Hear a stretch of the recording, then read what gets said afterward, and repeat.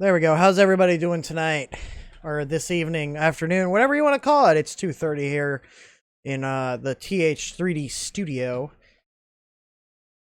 Let me make sure OBS is going correctly here.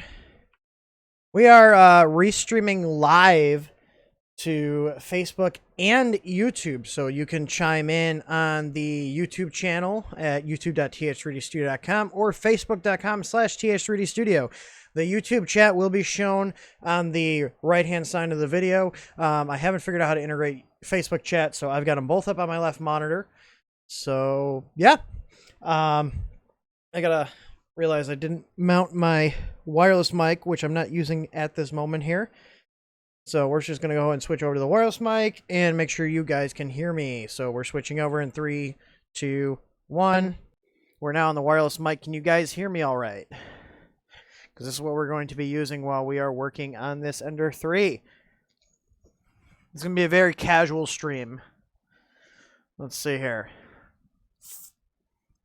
Yeah, so this is going to be a very casual stream here.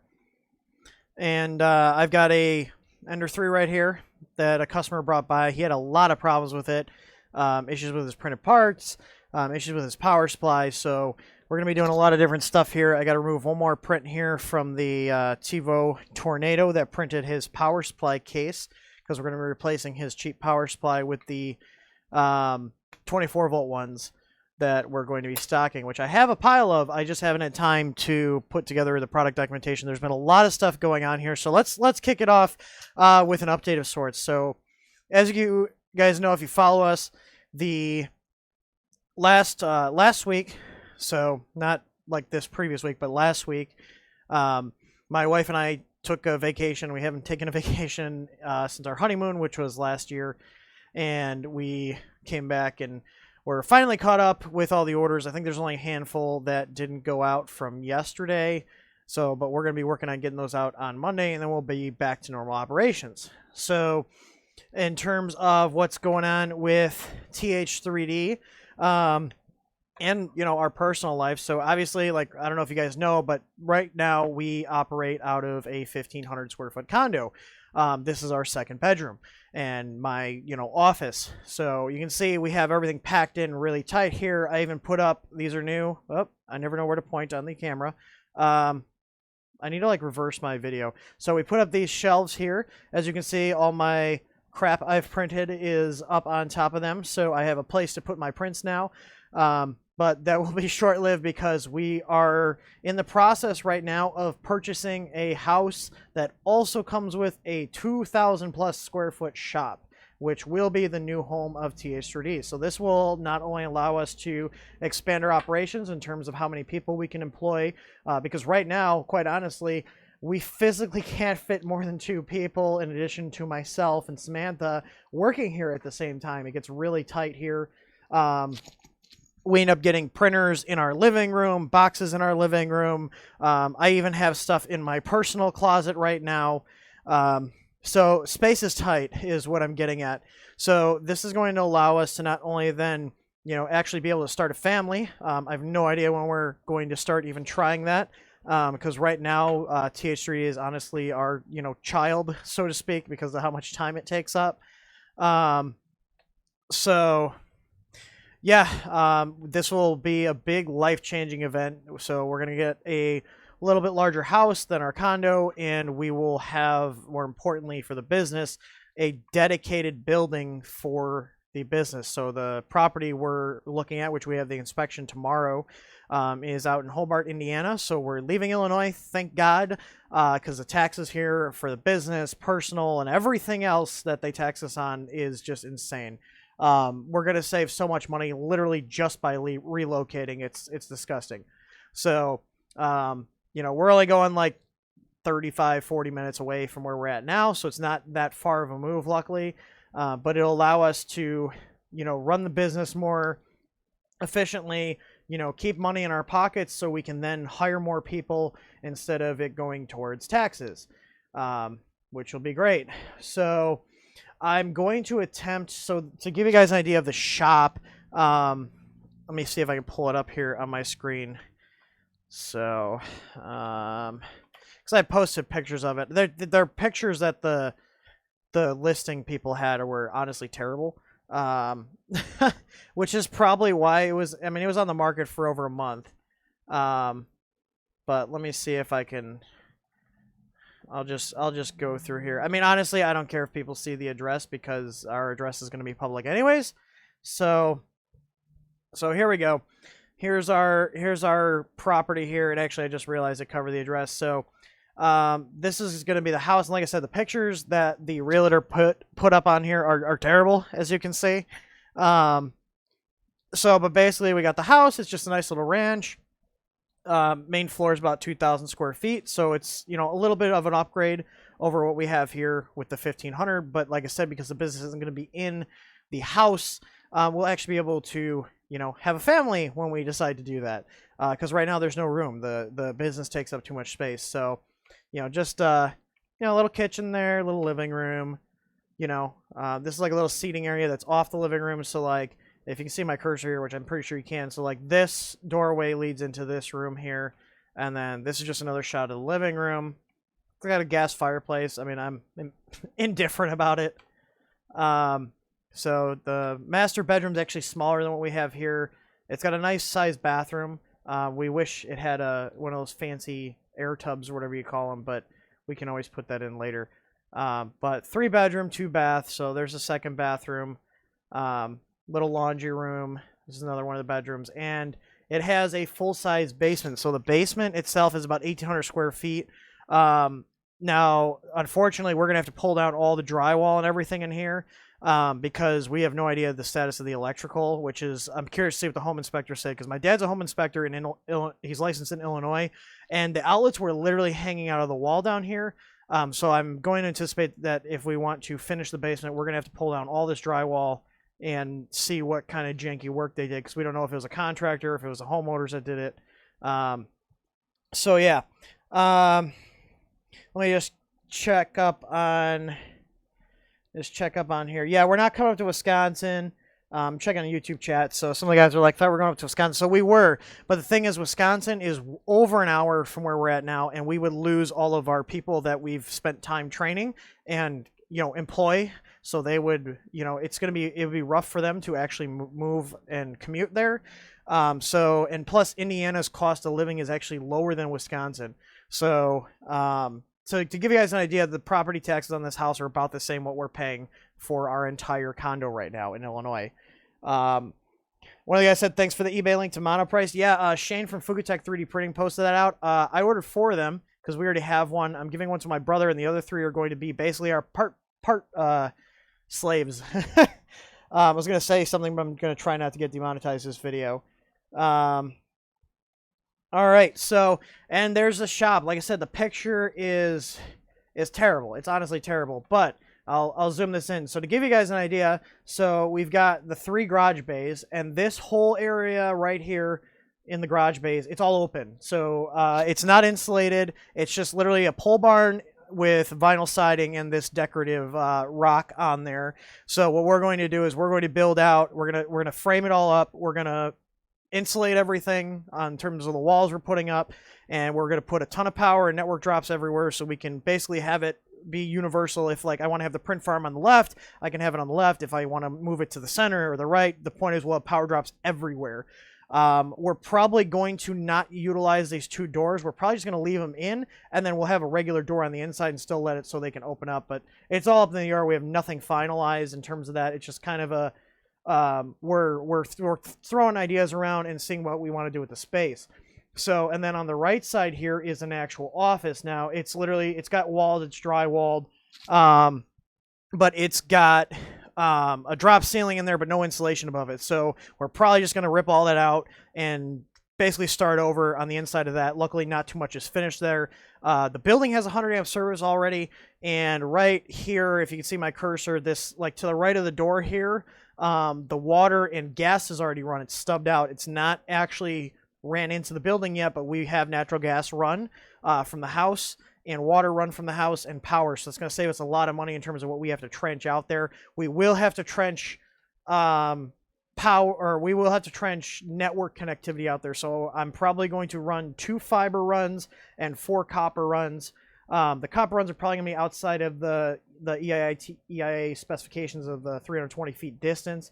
But I want to put copper in there. So, my logic is, if we're going to put pipe and pull something through, I'm going to pull more than I need, just so in case, like, let's say one of them gets broken down the line, I have backups, I have spares, so we have versatility.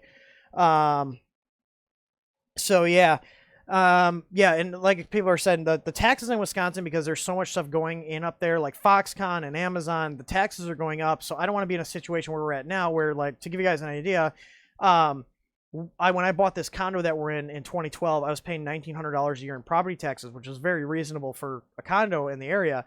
We're currently paying, I think last time I checked, it was over $5,000 a year. So in the span of 6 years, my property taxes have almost tripled here in Illinois, and my HOA fees have gone up from like $260 to $320.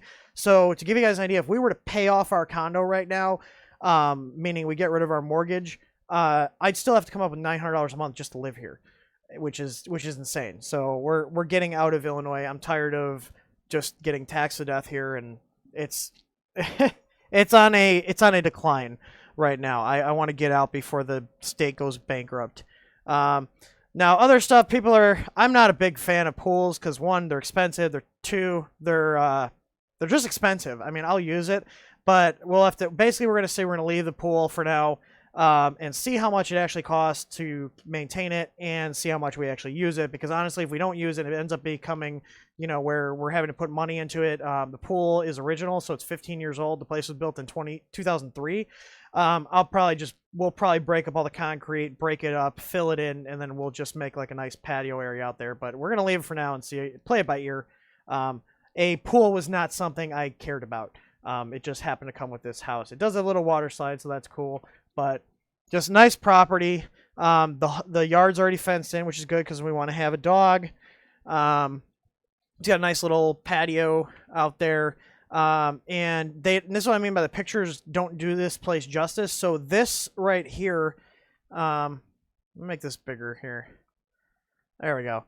Oh God, I screwed it up. All right, well, this will work. So this area right here is actually the garage. So in addition to the shop, there's a 4-car heated garage attached to this house. Now, not many of you guys know, but I actually like to work on my cars, and I've got 2 older motorcycles that I have, so it'd be nice to have a place to actually work on the cars and motorcycles so I don't have to pay somebody else to do it. So it'll be a nice upgrade. More importantly, so to give you guys an idea, this is a shot of the lot from Google here. So here you go. So this is the lot. So here's the house here. Here's the pool. Here's a shop. It's got a separate drive up, which is nice. So that way when we have employees and customers come in, they don't even have to go to the house. The goal is to not have anything business related in the house. The only thing that will be remotely business related is Samantha's office is going to be in the house. So basically the garage is or the shop is going to be a total sausage fest. Yeah. So, but this is what I'm saying. So we got a house. We put an offer in, slightly below their asking price. We didn't lowball them. But for under $350,000, we're going to be getting 2 acres of land with a house that potentially can have almost 4,000 square feet if we finish the basement, and a 2,000 square foot shop already on it. And the taxes are lower than a condo in Illinois. So just let that sink in, and that's why we're leaving Illinois. Because I can't get this kind of property without going out in the middle of nowhere in Illinois. And if we could, the property tax would be probably close to $16,000, $17,000 a year.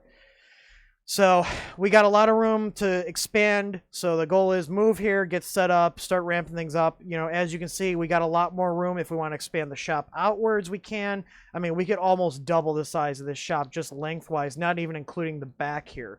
So, and this is all pretty flat. So, I mean, we could potentially increase the size of the shop 4 times. And I figure if we get to the point where we're going to need to expand that 2 or 3 times, I might double the size and see how it goes. But after that, we might end up moving the business to like an industrial park or something.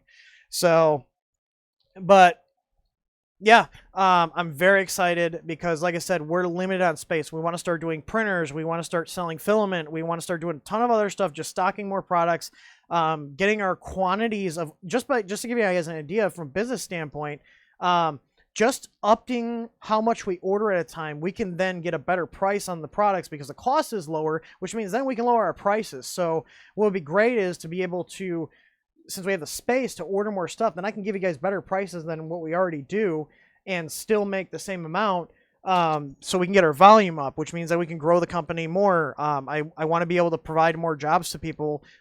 We just hired a guy last week. His name's Rami. I'm sure if you guys saw the Facebook post, he's now working with us. He's a huge nerd. He's a computer guy.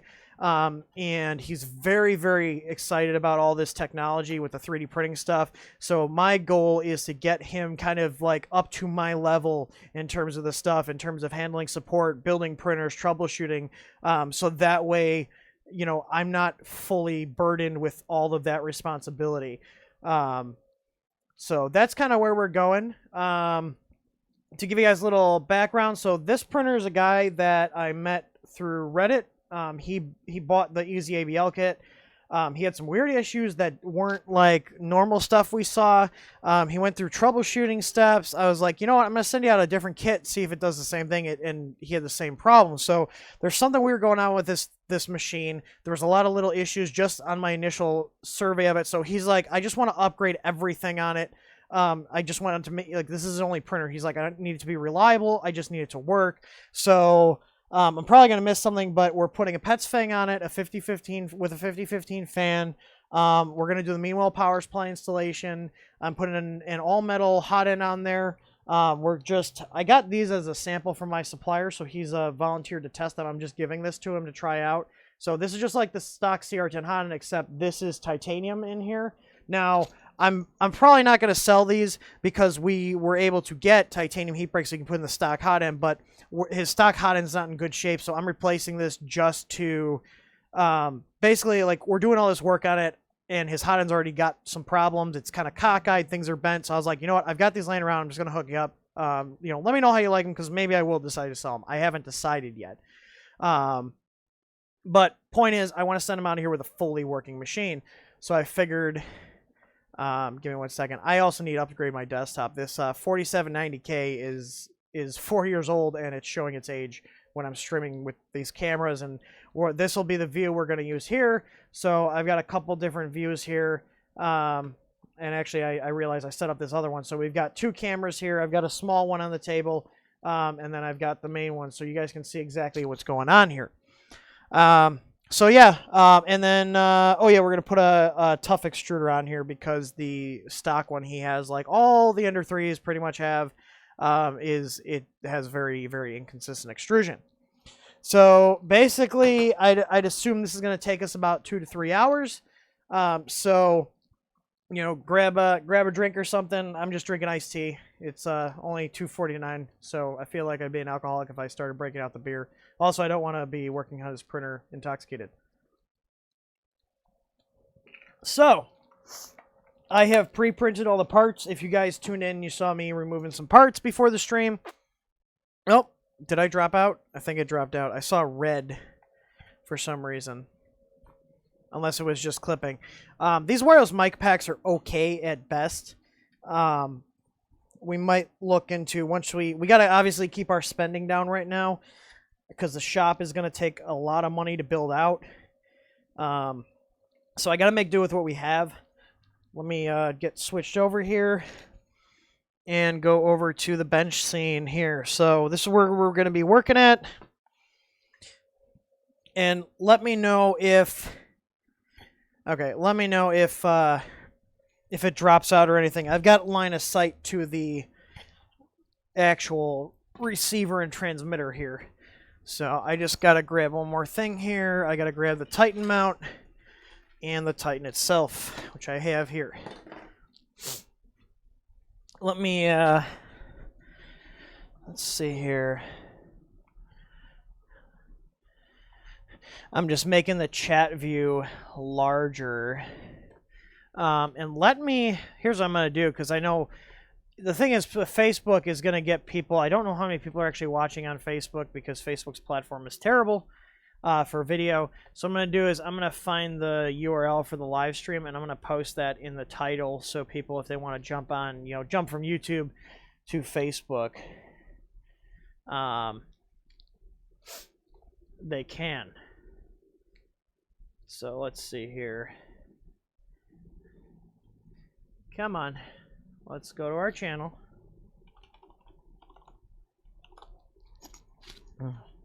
So, like I said, very casual stream. I also want to give everybody an update. I also hope you guys like the thumbnail. My brother was like, I don't understand with the, I don't know if you've seen teaching tech videos, but he always holds up a printer and he's pointing at it. So I was like, I'm going to put that here. There we go. Streaming on YouTube live as well here. There we go. Let's save that. Save those changes. It's also better quality on YouTube. So if you guys are on Facebook video, switch over to YouTube because the quality is a lot better. But like I said, we want to get those views over to Facebook because a lot of people that are on Facebook don't know we're on YouTube. So let's see. What is the parts cost of what you're doing today? I'm not exactly sure. Because we're replacing some fans and stuff. I'd say it's probably around 120, 140, somewhere around there. I gave him, because I'm using this printer as a test fit for the power supply cover, and him and his fiance were out here anyways, for just like a little trip. So he was like, yeah, can I just bring this by and have you fix it? Because I'm tired of dealing with it. I was like, yeah, sure. So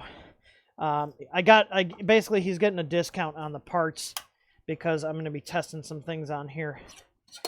I'm just trying to get this PSU cover off the bed of the Tornado here. And I accidentally enabled supports for the logo. So let me see here. Yeah, it held your comment, Blasto. Yes, it is a thing in the box Doctor Who shirt. Yes, it is. Which I got from Woot a while ago. So to give you guys an idea, so this is the power supply cover. My brother Doug designed this. This is for the Meanwells that we'll be selling. And you can see here, it's going to replace the stock PSU cover. Because when he brought his printer to... Ooh, loud noises. When he brought his printer to us, parts literally fell out of his power supply. So we have the Meanwell power supply here, and this will go into the cover like so.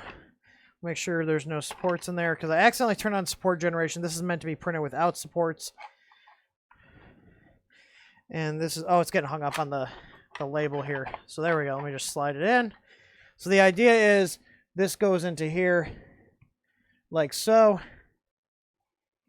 And then you got the 2 screws on the back here, which we're going to use the stock ones that were on the power supply already. So the idea is that you will not need any additional screws. You can use the existing ones.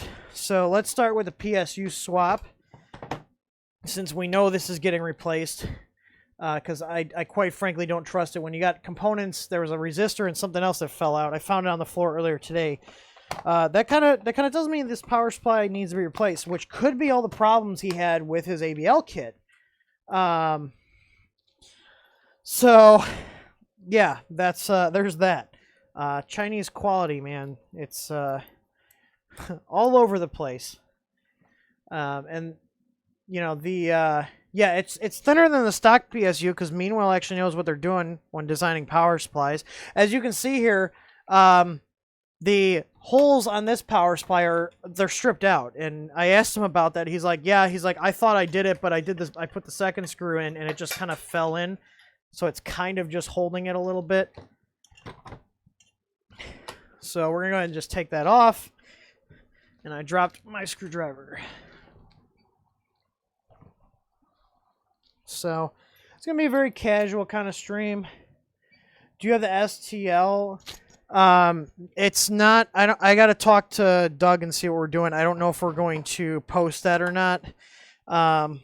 We probably will, but I need to make sure everything test fits correctly. So, all right. So I'm taking the 2 screws off the side here. Let me move this camera. So I took the 2 screws off the side of the PSU, and this will remove your PSU cover. Okay. So then we can take the little XT60 out, and the nice thing about this cover is we're going to be able to use the AC input. So I'm going to switch my bit over here to a Phillips, and I'm going to unscrew this from the PSU case. And of course I dropped the screw. Go figure.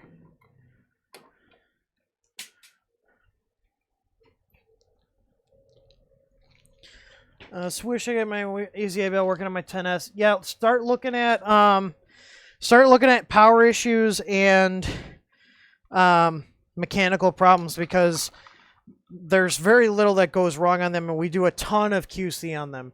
So, like in this case, I'm pretty sure it's this power supply putting out really terrible power, because, like I said, literally parts fell out of this thing. So on here, you've got 3 wires going to your power supply. You've got your ground, your line, and your neutral. Now, standards usually dictate that you use black and white for your line neutral, and then ground is usually green, or in this case, green with a yellow stripe. So I'm just unscrewing these from here, and in this case, neutral is black, line is red, and we're just going to unscrew these 3 from the PSU. And if you look on your PSU, there's a bunch of screw terminals here. So these are what I'm unscrewing right now, because we're going to put them on the new power supply. All right, so now we've got the power supply stock housing removed.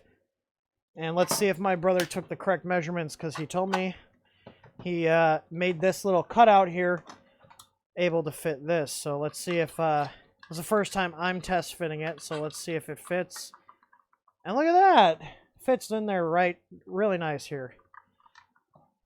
So let me see if these screws also bite in. If not, I've got literally a bin of random screws sitting here. They feel like they're going to bite in. Yeah, they do. All right. Well, that's good. And I'm going to go slow here because I don't want to crack the case. I did print this at a 0.3 layer height just so it's a little more durable. It's a PSU cover. It doesn't need to be super pretty, but I mean the layer line, I mean it looks good. Don't get me wrong. But a lot of people want to print stuff at 0.2. I usually print functional parts like this. Stuff that's bigger, I usually print this at 0.3. So here we go. We've got our power supply cover with the AC switch in here. And we've got our AC wires. So now he has easy ABL, so he's got his power wire here. So I'm going to take this off of the PSU, and then I'm going to also unscrew the XT60 connector, which is the main power connector. So we got these here. This is an HTPLA that I'm using. All right. So I'm going to go ahead and connect my 24-volt connections here. And then we'll go ahead and connect the AC and get this new power supply mounted up into the casing. So now I do like to use crimps on my main power connections, but if you're running power for the easy ABL, you don't really need it. Because there's very minimal power. It's under 0.1 amps that our sensor draws. So nothing crazy going through these. And then I'm going to connect my XT60. Remember, red goes to V+, black goes to V-. Don't mix those up or you will end up with a toasty printer board. All right. And you don't need a high temp. You don't even need, honestly, you don't even need you don't need HTPLA for this. This is not getting heat put into it, and it's going to be near the bed, but you don't need it. So point is, for PSU covers and stuff like this, You don't need to print it in any sort of crazy material, because the reality is it's not going to be exposed to a ton of heat. So we've got our 3 PSU connections here. You've got your red, which is on this, your line, black is your neutral, and ground is this green one. You want to make sure that all your connections are good. These are solid. I'm just wiggling them to see if they pop off easily. They don't, so that's good. So there's a little ground symbol on this power supply, like most of them. The ground symbol looks like a upside down T with 2 lines underneath the bottom of the T when it's upside down. So I'm going to show you guys what these look like once I screw them on. Now, the Meanwhiles do not have a little plastic cover over the top. And, you know, if you got it in an enclosure like this, you don't need it. So this is how your wiring should look. So you got your red on line, black on neutral, your yellow on ground, and then you got your reds going to V plus and your negatives going to V minus. All right, so I'm going to go ahead. I got my 24-volt lines. These are going to feed out the back hole of this particular PSU cover. So I got my ABL power, and I got my printer power. So I'm going to feed these out, and I'm going to put this PSU in here. Let's see here. I'm going to pull this out so I get a little more wire. Same thing here. And the screw holes line up pretty decently. I might have to revise the part because it's like, I don't know, just a hair off. Like I said, Doug's our 3D design guy, and I gave him this PSU, and he has an under 3. And I said, here, take this PSU and, you know, make it work on here. So I'm pretty sure these are the same. Are these M4s? Yeah, these are M4s. So let's switch our bit out to the hex. And this is a 3mm bit in case anybody was wondering. We'll go ahead and put one of these in. And the other.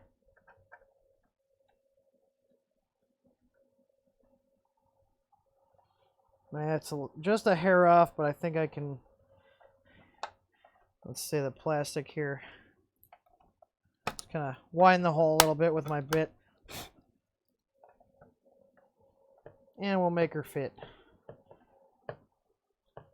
Because the plastic is softer than the the metal screw. And then I'm just going to grab this here and just get a little more leverage there. Yeah, it's threading into the plastic, and now we're into the metal hole, so we're good. All right. So I'm just going to snug this up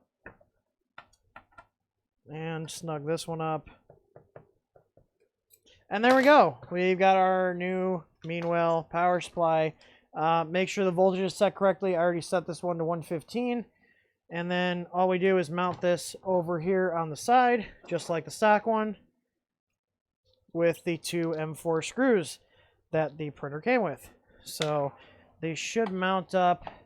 And this should actually sit on the base, if I'm correct.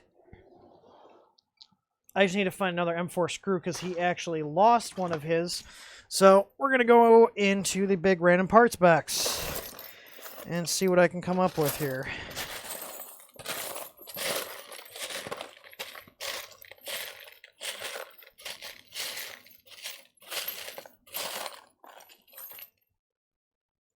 And voila, 2 M4 screws.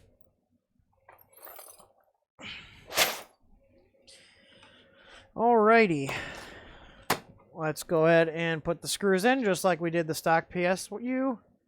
Yeah, that's the new PSU. So this is the same power supply that the Ender 3 Pro comes with. So essentially, he's gonna, when we're done with this is gonna be better than an Ender 3 Pro, for sure.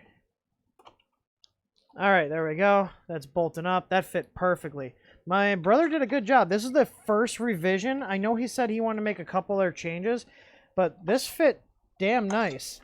Can you guys still hear me? My wire got caught on something. Clears the bed and everything, so yeah, we're good. I'm gonna go ahead and tighten this up. Yeah, I'm gonna list this on the site later today, because then I can link to this video of. I'm gonna cut this part out of the video and show you guys, and we'll have the printed part available if you're really lazy and don't want to print it yourself. I will put the part on the site. I just gotta figure out if Doug wants to put it on his site for download to get traffic there, or if we're just gonna put it on ours. But we're only gonna charge like $5 to print it. It's a pretty big part. So there we go. Bed clears the whole thing there. Now he did put a grounding wire because, like I said, he was having all these weird issues that sounded like grounding, but they weren't. I'm pretty confident that it's the power supply just being defective because, like I said, there was a part that fell out of it. So essentially what we're doing here is like the upgrades that I do to my personal machines, if that makes sense. So before I put a machine into production, they get ABL, they get solid mounts, they get a Titan usually, or as we call it, the tough extruder. That's our version of it. So we're going to go ahead and just install a bunch of parts. I got a Pet's Fang printed out here in black ABS. I got to take some supports off here. Here's a ABS mount for the Titan, which will go on the back here, which will face the Titan outwards towards the back. And then this is the main mount for the Pet's Fang. Doug's website is tophat.waffle.com. Top Hat Waffle. So Doug is my brother. He does most of our 3D design stuff because I am still rusty in terms of how well I can design things. So, you know, I have him do it, and we barter with parts and, you know, pay him whenever. So apparently my Facebook, I don't know if the Facebook stream is still working because it just popped up saying you need to log in, which is really weird. But I'm just taking supports off this here right now. And my customer is going to be back around, I think, 4, so about an hour. So we're curious to see how much we can do. So we got the PSU swapped already. This bolts up real nice. We can retain the factory on-off switch, which is great. Everything's covered. It looks beautiful. So I bought Fusion 360. We have an active license that we pay for. I just don't have time right now to learn it. I'm trying to find our... We have these nice Hakko pliers around here, which is what I use for taking supports out of parts. Okay, you're watching for Facebook. It's good. Okay. All right, I'm just going to take these out with some side cutters because I don't know what my guys did with my nicer pliers that I usually use for support removal. So, I can get in here and pull these out. He had a bullseye duct on here, and it was very brittle. He didn't get a good print out of it. So, I mainly just need something to get in here, because these are S3D generated supports, so they actually come off, unlike Kira's. So, just got to get in here and get some of these supports out of here. Oh, and actually, I have my knife on me, so I can get under there. Oops, Tim. What's up, Hawk? How's it going? Seems like everybody's building out makerspaces these days. We're going to be doing ours in a few months, and Matt's got his, and Hawk's got his. A lot of cool stuff happening in the communities here. I got a little bit of supports in my screw hole here, but actually it's on the other side, so once I put the screw in, it's gonna push it through anyway, so it doesn't really matter. All right. So now for the Pet's Fang, S3D decided to put supports here, so I'm just gonna peel these off. I don't know why it does this. I gotta change my settings, but luckily they just come right off.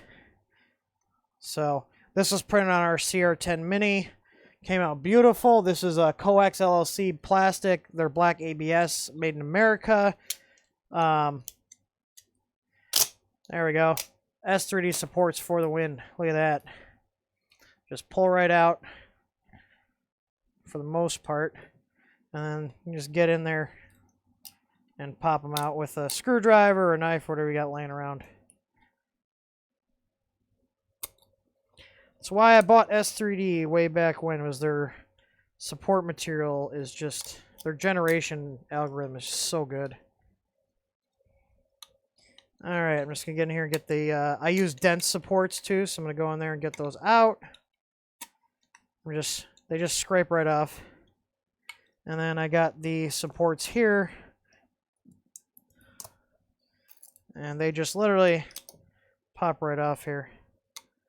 Like I said, whatever ones are left, just hit it with a knife. Pocket knife is really all you need to get some supports out if you got all your settings dialed in. So there's just a couple more right here. There we go. Alright, there we go. All our supports are removed. There we go. I have the bullseye printed. I'm going to put it on our Ender 3. But the Pets Fang with the 5015 is going to be superior in every single way because this is a 5015 fan. There's a lot more air. So I'm going to do it just to do some testing and see how well it works. I'm sure it works a lot better in stock. But yeah. Alright, so let me get rid of these supports and this random wire here. Get those out of the way. Now, he also had a weird issue where he said if he plugged his USB into this printer, the board reset. And we're not just talking about the screen resetting where it then, what's it called? The screen resetting where it, you know, when your slicer or whatnot connects to it. We're talking about a full, like, screen flashes, even the backlight, and resets. So I'm just wondering if there's just a lot of, in general, PSU issues that were on that stock one, which is why we just said, screw it, we're putting a Meanwhile on here, especially once a resistor fell out of it. So, now, one thing I will say on these, so he's got the V113 board on here. So, Creality started connecting this fan, which is your control box fan, to your layer fan output, meaning if your layer fan's not on, then this fan that cools your board is not on. This fan should be on all the time, 24/7, when the printer's on. So if your printer PSU is on, this fan should be spinning, just like your one on your cold end. This is not the case with the Creality change. I don't know why they made this change. They should have left this always on. I think it's probably because people were complaining about noise, because these fans are really noisy. I think he said one of his is going out already, but we're just kind of replacing everything that normally fails. So we're replacing the fans, we're replacing the hot end, because his is screwed up. I don't think we'd be replacing the hot end if his wasn't screwed up. But that's all the stuff we're doing. So I got his ABL kit. I'm going to mount this up real nice and tuck it behind there. Actually, I'm going to see if I can fit it inside here. I should be able to. And I'm just going to check all his wiring stuff. So this is going to kind of be a general hangout because I need to get this done today. I also got to grab an easy out board because he wants to put the filament sensor kit on. So we're giving him basically the whole upgrade experience here. So you can see the control box here that we took out. So his bed's in the way. I'm going to remove this bed. Maybe, will I remove? Yeah, I got to remove the bed anyways because we're putting the solid mounts on here. So we're getting rid of these springs. So these got to come off. Man, this little screwdriver set, the magnet inside here does not, it's not very strong. It's almost like I don't know if there's something stuck in here or it's just a crappy magnet. Yeah, I posted the deal about me and Shane from Fugatech posted the deal about the i3 Mini. I love that little printer. It's great if you only need to print PLA. It's why I ordered 4 more. Yeah, funny you mentioned that, Canadian Maker Project. I literally have a big cart of AliExpress stuff for the shop, for the new place. Because I'm ordering like 100 meters of white LED strips and Wi-Fi LED controllers because we're going to light that place up like a Christmas tree. And just a bunch of other random stuff. So let's go ahead and take the bed off here. His bed needs to be cleaned off. He's got, I don't know if he was putting glue stick or something on the bed or this is residue from Creality. Either way, we need to get this off here. And this is going to get out of the way. And luckily, he has the newer bed. If you guys saw my video about the Creality beds, he's got the nicer bed. So this is good. All right, I'm trying to think. So I've got the Pets Fang. So I think I'm going to start by taking apart the... Ooh. Do you guys see this? I'm just pushing lightly, and it's like snapping to certain positions. There's one. There's one. That's the end of the travel. But there's one right there. There's another one. There's another one. Oh, man. Either these bearings are shot or these wheels are, but this is like really, like it's like, you see how it kind of snaps? Like right there, like it kind of just stops rolling. There's definitely issues with the bearings on here. I mean, if you move faster, it'll be okay, but yeah, I'm gonna have to look at the bearings there and replace these. So, how's everybody else doing these days?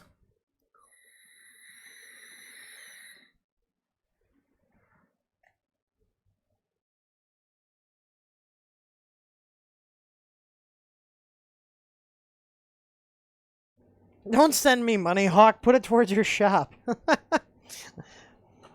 Just tell people to buy stuff from us. That's how we fund things here. All right, let's see here. So, all right, I'm gonna drop this down so you guys can actually see this. Oh, his Z is, oh.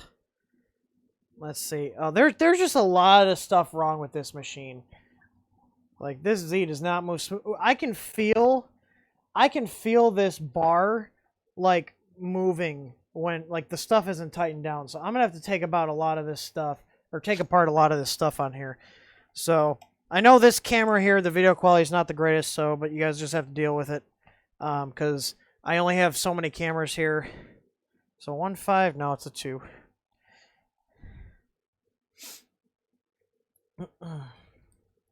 Yeah, 1.11. It's like their Black Friday almost.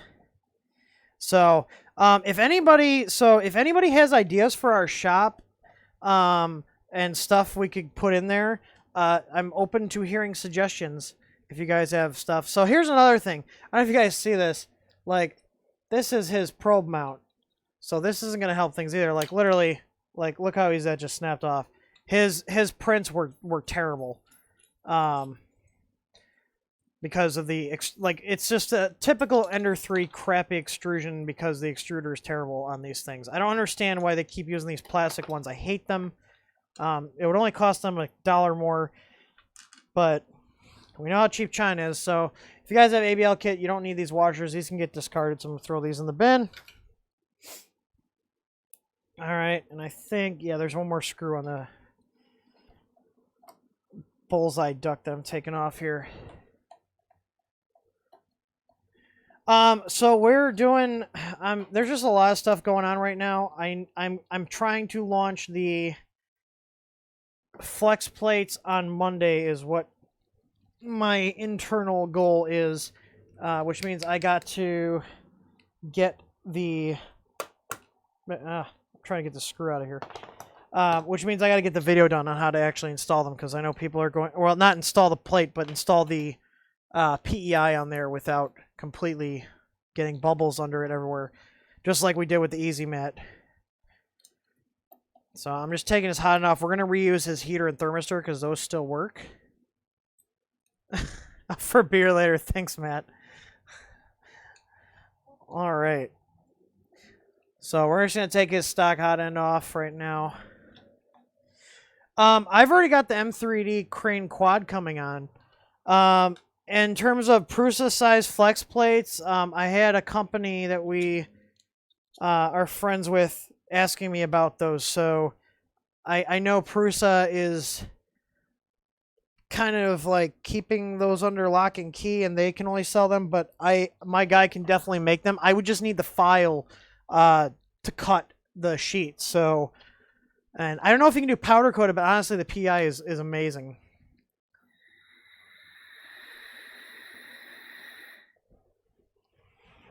Yeah, we'll see if that printer actually ships, the M3D crane.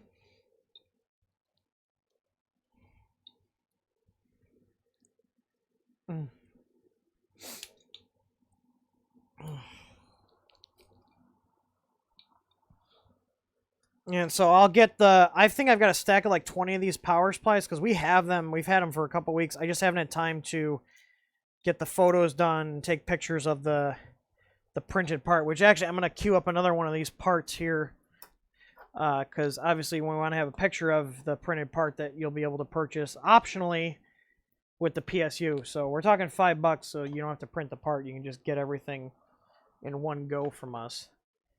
Come on, S3D, let's load up here.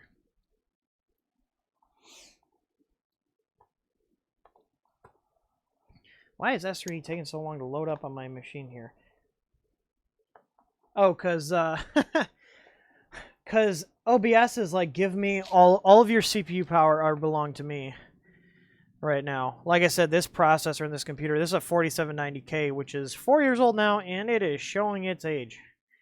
And this power supply will also work for the A10 as well as the cover. So we kind of set it up so that way we can do both. If we want to do, so if you have an A10 or you got the you got the A10 or you got the Ender 3, they're the same power supply, same file, and same housing.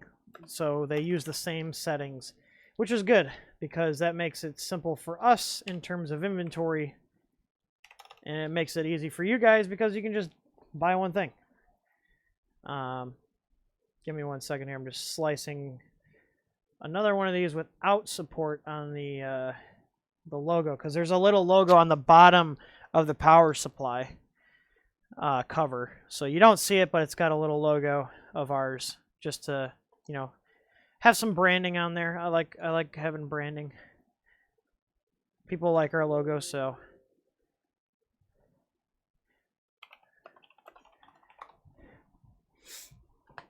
All right. Yeah, my laptops, both my laptops I have are actually newer than my desktop here, which is kind of sad. Someone in the unit below me is really wrenching on their unit because I can feel it in the floor, whatever they're doing. All right, let's see here. TiVo Tornado. Let's get that going on the Tornado.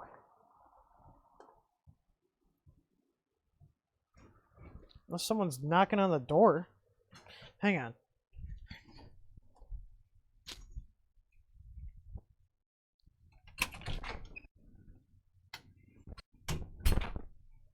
Nope. Yeah, it's definitely someone working on their unit below us. All right, let's preheat the Tornado and get that going. All right. I need to see the...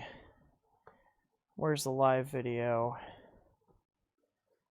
Okay, because I want to be able to see the. We're gonna get a little duplication of the.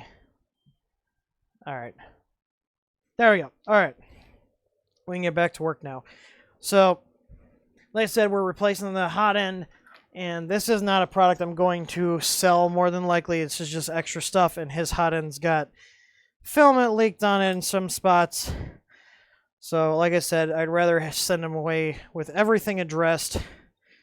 And I had extra parts, so, you know, I told him maybe we will end up selling it, but just give me feedback on how you like it. Because it's basically a CR10 hot end replacement that is all metal. So, I'm all about all metal, but we're going to reuse the thermistor and the heater because his work. Yeah, it will be nice not to share, walls with other people. I have a a decent sound system in the living room, like a home theater, and it sucks because I can't even turn it up loud and enjoy it.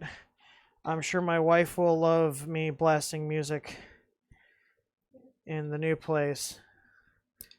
There we go. All right, let's get this out of here. Can we get this out of here without ruining the thermistor? Come on. Oh, that's weird. There's like a... the hell? There's like... Oh, this is the screw. Okay, I was like, what is... There's no grub screw holding the stock thermistor. It's just jammed in there. Are they gluing these in here now?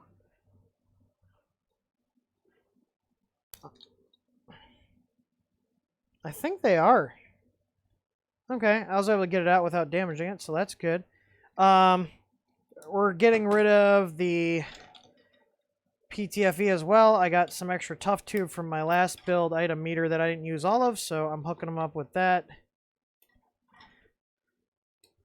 So basically, I'm doing to this what I'm doing to my Ender 3, all the same upgrades.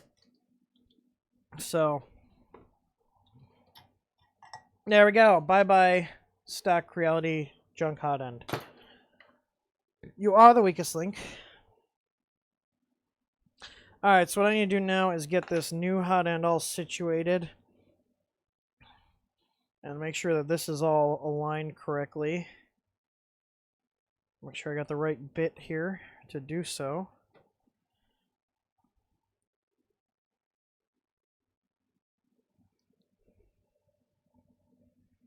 Yeah, so there's going to be times where I'm not talking because I'm working. I just figured you guys would want to hang out. It's been a while since I did a stream. And if you guys watched the beginning of the stream, there was an update of sorts of what's been going on with us. So if you didn't catch that, you might want to. So this is a pretty nice little hot end. Like the company, basically it's the same as the stock CR10 on, except it's a all metal heat break, which is I'm a fan of. Even if you don't print anything other than PLA, I do like all metals because they're more robust. So this is just a tiny little stubby heat break because this is actually all metal. Seems similar to the Micro Swiss. To be honest, even the quality of the machining is actually pretty good. So, but I also carry a titanium heat break that fits the stock CR10 hot end or Creality hot ends. So I'm just tightening up the grub screws on here. It's actually got dual. I'm going to go ahead and screw this in here. And we don't want this all the way in. So, or in terms of the nozzle, we don't want it all the way in. So you want a little gap between your nozzle and the block, like so. Hopefully I think this camera's on off. So you want a gap between the nozzle and the block because you need to be able to tighten it down. So I'm going to put the 2 screws on the sides here back in. That'll secure it. And that'll also allow us to tighten down then without completely turning the block. I do kind of like this design.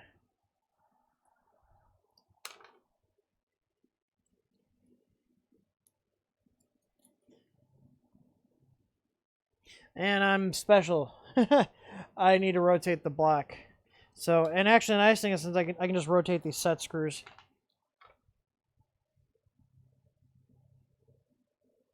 And rotate the whole block. So I'm going to loosen these up.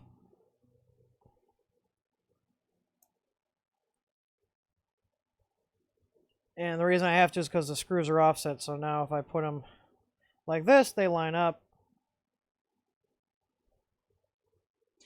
And I'm going to actually tighten these down after I get these tightened down. So that way the heat break is pushed in there all the way. I just had the bit. Where is it? Is it 2? Yeah, it's a 2. All right.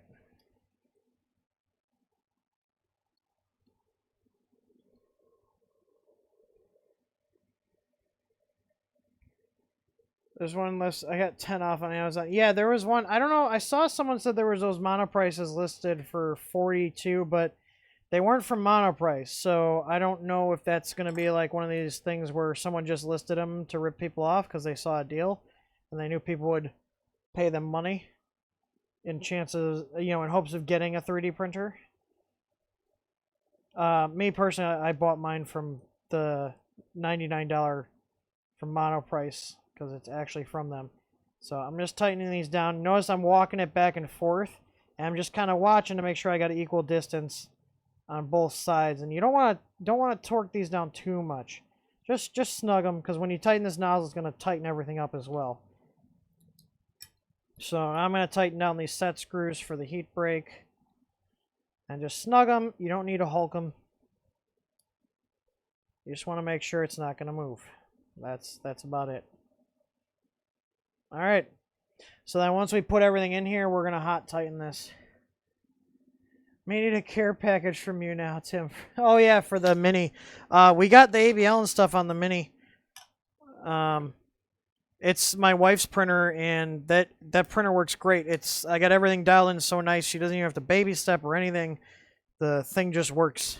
So I'm taking this, and if you guys saw the other video, I like to pull these sleeves up a ways so I can actually work on it, because we're going to be getting rid of his stock 40mm fan here, because it's the cheap one that comes with it, and we don't want this failing, and it's already kind of like sticking and making noise, and there's just junk in it too. But you're gonna get junk in your fan, so we're gonna put a new fan on. So I'm gonna shrink this on here. It's actually not a Monoprice; it's a Wanhao rebrand. So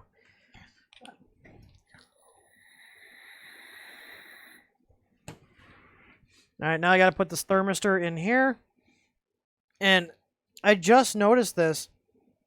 It's got a spot for a cartridge type thermistor as well as the bulb type, which is a nice touch. And these were just product samples I got from one of my suppliers. So I don't have intentions of selling these just yet. I like to test things, which is why I'm giving the guy this hot end setup so I can have him test them and let me know, hey, does it suck? Is it good? Like, how you liking it? You know, let me know. Because I'd have, on my machines here, I already have everything kind of situated. And I don't really want to tear them apart just to test this. And this is going to be his only printer, so he'll be using it. All right, I'm putting the grub screw in for the heater.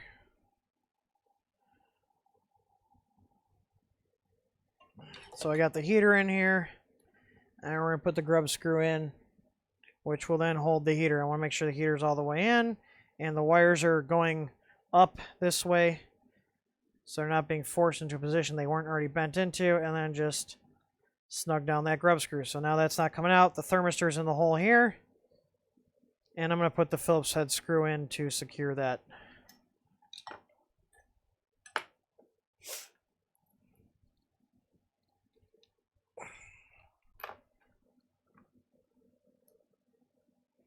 I just had that screw. Did you guys see where that thing walked off to? Oh, it's right here. There we go.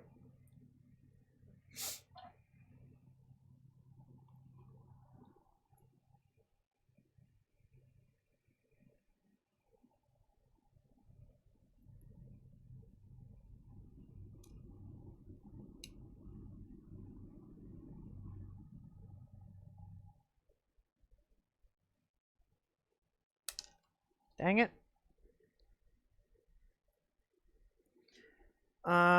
What about a sealed box? I mean, we have them. We use ours in ABS enclosures with no issues.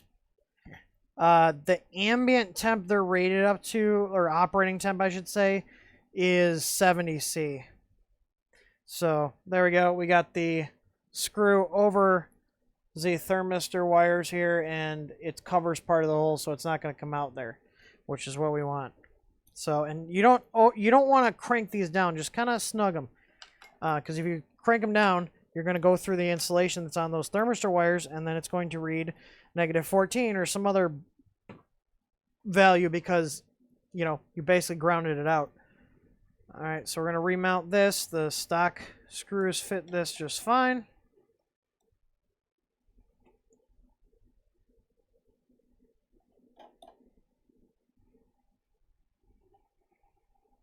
And I want to make sure I get this level on here. Alright, just eyeballing it. I got in a spot where I want it. And now I'm going to tighten it down. No, the hot end was just, it was gummed up, and it was a stock one, and I had these, and I need someone to test these, and he graciously volunteered to test one of these for the low price of $3.99. you know, basically giving it to him for free with the understanding that he needs to give me feedback on this to see if this is something we should stock. Because we also carry a heat break that will replace the stock factory heat break, and it's titanium. So the thing is, too, I feel like I'd have too many options. I don't know what 115 Fahrenheit is in Celsius, but you want to stay under 70 C is what my manufacturer told me in terms of max rated specs. So that's the info I have for you. So we're gonna put the Pets Fang on here. This is the mount here, so this kind of clips over the side of the carriage, and then we're gonna have two screws. One goes in here, and the other goes on the side here. Jerry, I've actually been working so much I haven't had time to keep up with Doctor Who, which makes me sad. All right, there we go. This clipped on. I'm just moving it so the screw holes line up, and I'm gonna need a longer M3 screw to go in the top and the side here. And actually, I need to put the M3s in for the sensor mount, I just realized. So there's M3s that get M3 nuts that get press fit in various spots on the Pets Fang. So I'm gonna go ahead and dig through my box and do that now, so we have them. So when I put screws in there, they have something to bite into.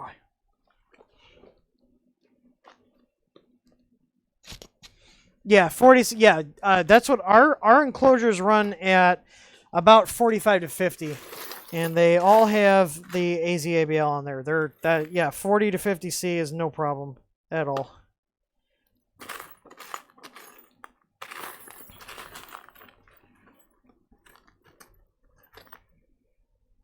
All right. So a bunch of random M3 screws, and I'm just gonna push these into the little screw or nut recesses. I'm pushing the nuts into the recesses here, which sometimes goes easily and other times they go in difficult, but we're going in pretty well. I'm not gonna have to break out the soldering iron and melt them in. So I'm literally just pushing them into the holes here. Oh, that one went too far. I gotta center it. So there we go. We got the nuts in those. And there's a couple other ones like right here and here. And there should be another one. Yeah, there's another one back here. So just look for the little screw / nut recesses and you'll be good. There's quite a few on here.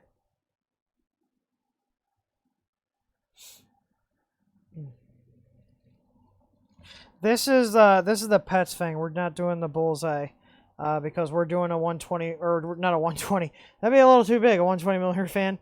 We're doing a 50-15 fan, which are my personal favorite in terms of layer fans. They're just the best size to airflow for these particular applications. That's what I prefer to use. I am going to test out the bullseye with the factory fan on our Ender 3. Just so I can get an idea how well it works. But I feel like I'll probably ultimately swap it out to the 50-15. It's also a lot easier to get 50-15 fans in terms of fan replacements. Because the stock ones, it's like, are you really going to go out of your way to get the stock fan that's just mediocre at best? You know, you might as well just change it out. You got a machine that can print replacement parts for itself. You might as well go to the 50-15 fan and call it a day. It's a lot more airflow anyways, and a lot more, well, if you get our 50-15 fan, they're a lot more reliable than the stock fan. I can't speak to other brands. So I got one more. I got the nuts put into these two holes, the two sensor mounts. I got one up here. I just need to put one down here, which I gotta, for some reason, supports went in here. Oh, you know why? Because he's got a hole that goes all the way through the bottom, and that's where the supports came through. That makes sense why supports got put in there.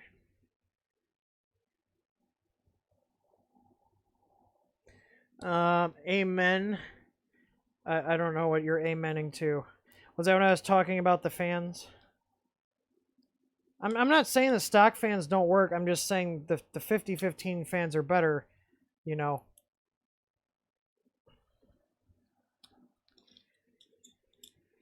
Yeah. Oh, it's David Petzel himself who designed this stuff. He would know.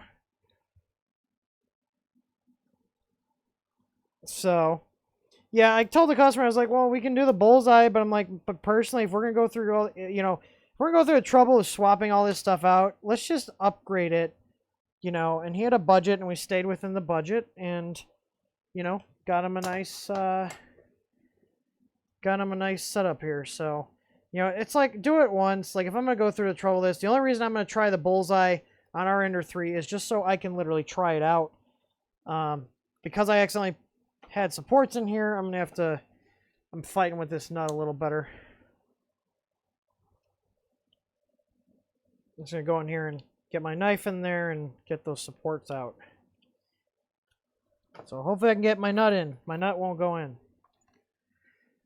Ah! And I'm definitely, this is kind of a project, so, like I didn't realize yesterday that, I keep dropping all these M3 nuts. I didn't realize yesterday that his X gantry is going to need to be taken completely apart. So, he should be here with his fiance in about 30-40 minutes, so I'll probably have him do some things while I'm doing others.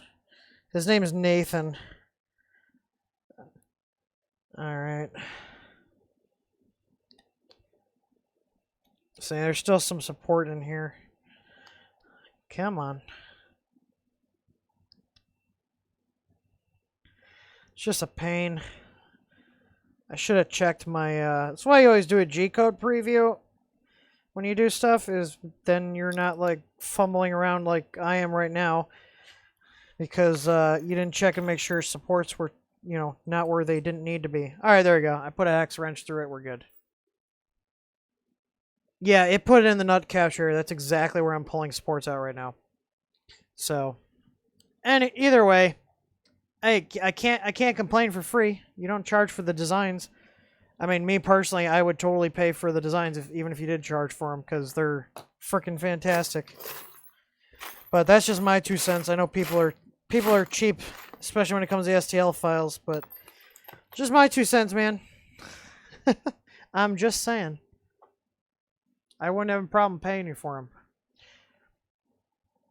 I will say, though, that your PDF guide can be very confusing. It took me like 5 minutes. I'm like, okay, wait, what do I need to print now? Like, but better than nothing, Alright, so I'm putting an M3 screw in here. This is going to bite into the carriage.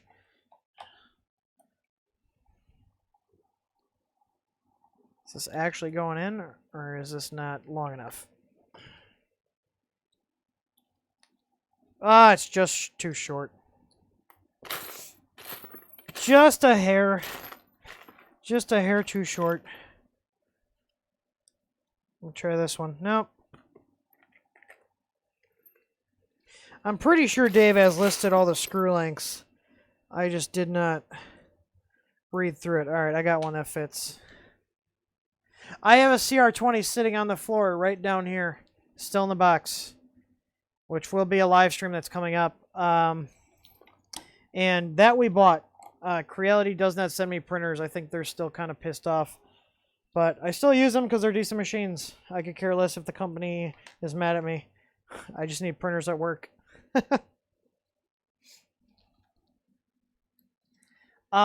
This fan would be 24 volts on the Ender 3. On a CR10, it'd be 12. I sell, if you go to th3dstudio.com, we sell both of them, and both the fans, even though they're different models for the 12 and 24. There you go. I just plugged the store in the chat. Both of them have similar specs, so if you're used to let's say you're used to the performance of our 24 volt, or you're used to the performance of our 12, they're both going to push the same amount of air. I intentionally did that in terms of selecting them. It just made more sense. Alright, so I got the Petsfang base secured on here. I got all my nuts captured. This is black ABS, so this looks real nice. Sorry, let me clean this camera off a little bit.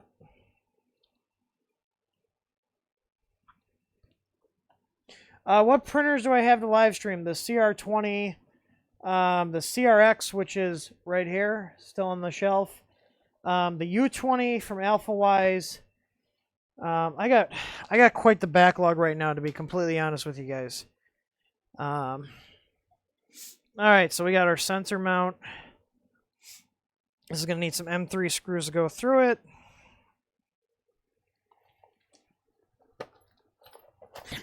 And on top of all this, we're trying to close on the house. So I had scheduled this guy to come over before we had done the house stuff. And so it was kind of like, oh man, I wasn't thinking too far ahead. So, but I'm getting him squared away because he came up from St. Louis, and like I said, him and his fiance are in downtown Chicago right now. So I want to get this done for him so he can have a machine that actually works when he leaves here. And excuse the racket from my random bin of crap here. There we go. I found some M3s.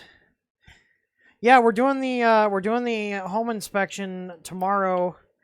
So if all that goes well, I mean, honestly, unless they find something major that then the homeowner's not willing to fix, I don't see why it won't go through. We got our lending secured, which we were worried about because obviously we're self-employed now, my wife and I. So some banks weren't wanting to give us a loan despite us having, you know, excellent credit and having a good history and stuff. It was something that was holding us back. So we were kind of like feeling like we were almost getting catch-22 because it's like, well, we need a house to grow the business, to grow the, you know, in order to get, you know, a house, we need more money. Well, we can't get more money unless we grow the business. And so we were afraid that we were going to get trapped kind of in this cycle of, you know, just having to stay where we're at, you know, until we somehow figure out a way to expand. And we didn't want to rent an office because it's just expensive and, you know, we can't get as much done if it's not a home business. Because then we have to, otherwise I'd be living at the office essentially. Yeah, this is the Mini. He's got the Easy ABL Mini on here, which is this little guy. That's why the probe mount's so small. So little mini sensor. And this is actually, so we're selling the V3.1 now, but this is he got sent this out because, like I said, he had so many weird issues. I was like, you know what? I am not ready to sell these to the public. They've been working fine on our machines, but maybe the shielded cable will help you out with yours. But he had too many power issues in general to, you know, for it to actually work. Any of our sensors would have had issues on this printer because the power supply was so bad.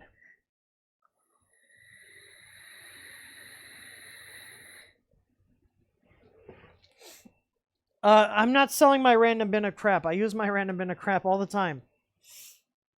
Alright, so this is how the Pets Fang mounts up on here. So I need to go step out for a second, grab a 24 volt 40. Actually, I need to grab two because we're going to replace the one here and the one in his control box. And I need to grab our 5015 fan. So I need to go grab some parts and some silicone socks. So, but as you guys see, this is coming together quite nicely. Look at that. So shiny. Oh, yeah.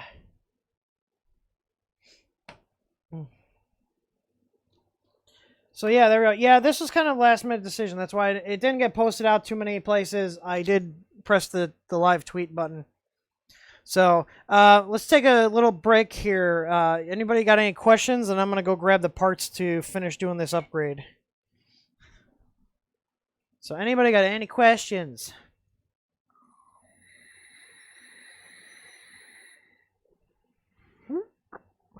Whew. Yeah, Alex Cross, once I got the grounding issue. Yeah, I don't know why these Ender 3s tend to have more grounding problems than the CR10s. In theory, it shouldn't. It should actually have less because the PSU is directly attached to the frame, which should then ground out. But their stock power supplies are so terrible. That's probably the reason why this guy was having so many issues, because the stock PSU was just put out too much noise. How do you flash your firmware? You do it as normal, except instead of uploading a board, you go I can't remember the menu, but one of the menus, if you go, I think it's Tools or Sketch. I think it's either Tools or Sketch, but there's a menu at the top. One of them has an option called Export Compile Binary. So basically, set up as you would normally, but then you go to Export Compile Binary. It's going to put a hex file in the th3d uf_2 folder, and you're going to want to use the hex file that does not have bootloader in the name for it.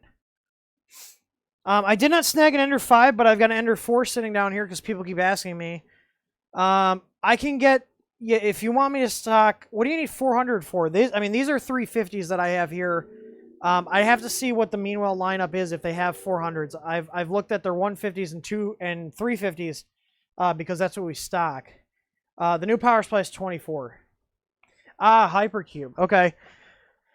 I mean, you could do a 150 for everything but the bed and a 350 for the bed. But I'll see what Meanwhile has.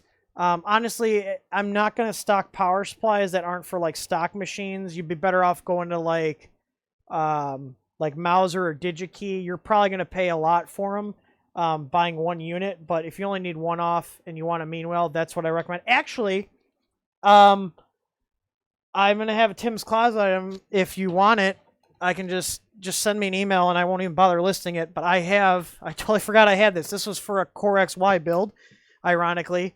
Here, I've got this guy if you want it. It'd be like $40 plus shipping.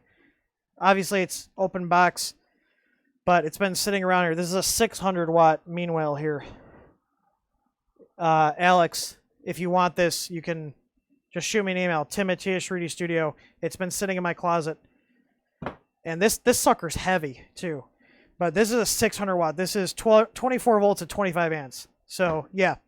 I got this from a buddy of mine. It is, I think he said he used it on some LED lighting, but it works great. And I was going to use it on a build, and then I ended up not using it. So it's sitting in my closet, literally. So it's heavy. It's really heavy. But it'll have more than enough power for your what you want to do.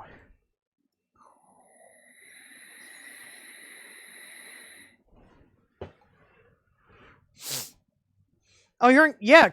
Come and pick it up. That's even better. Then I don't have to ship it, and you don't have to pay shipping. Yeah, we're in Cook County, unfortunately. So, all right, I'm gonna go grab two 40mm fans, 24 volt, and a 5015 24 volt fan, so we can get on with this installation.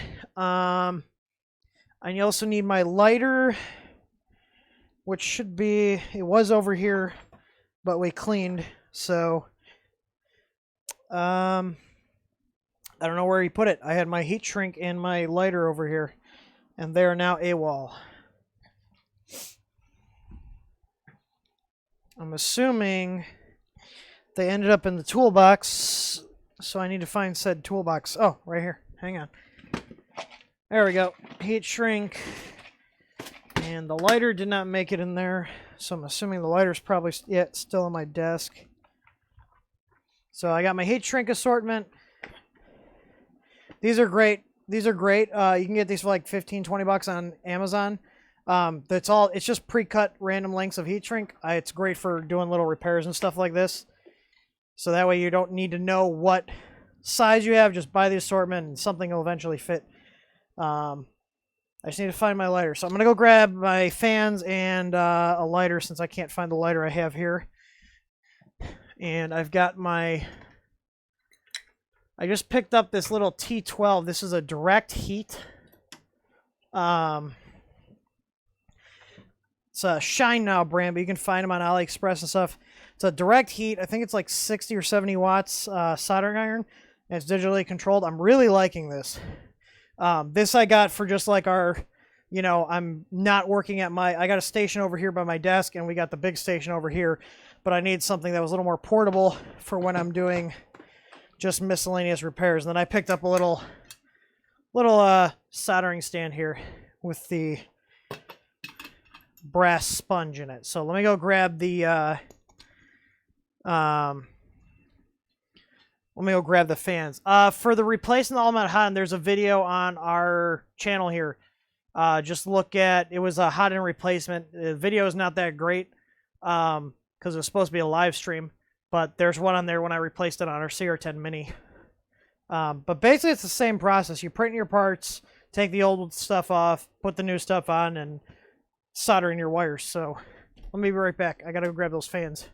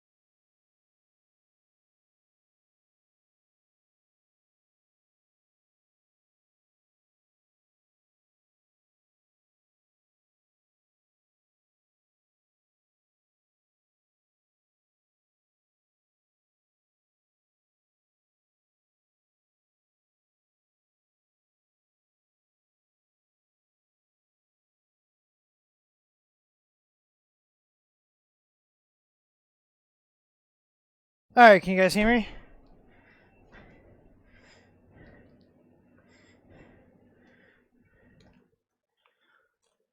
Alright.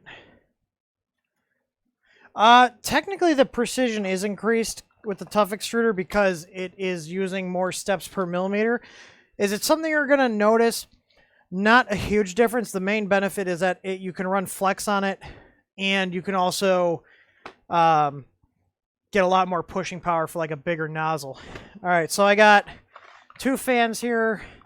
Now our fans do include the little like the little IDC crimp connectors. We're not going to be using these because I'm going to be soldering this all. I might use them for the control box. Or actually, no, I'm not, because I'm going to wire that to always on 12 volt. Or 24 volt, I should say. The power supply is on our site right now. You can sign up to be notified. I have them in stock. And I'll have them up for sale on Monday.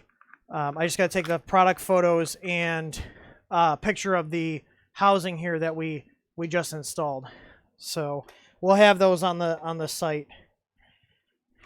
And then we got our 24 volt fan here for the 5015. So we got all our fans here. We got the new one for the hot end, the new one for the control box. They take the same fan. And then we got the 5015, and these are really nice. These are dual ball bearing fans. And I guarantee they will last longer than any cheap fan you get from China or Amazon. Because that's why they cost more than the other ones, is because they're better fans.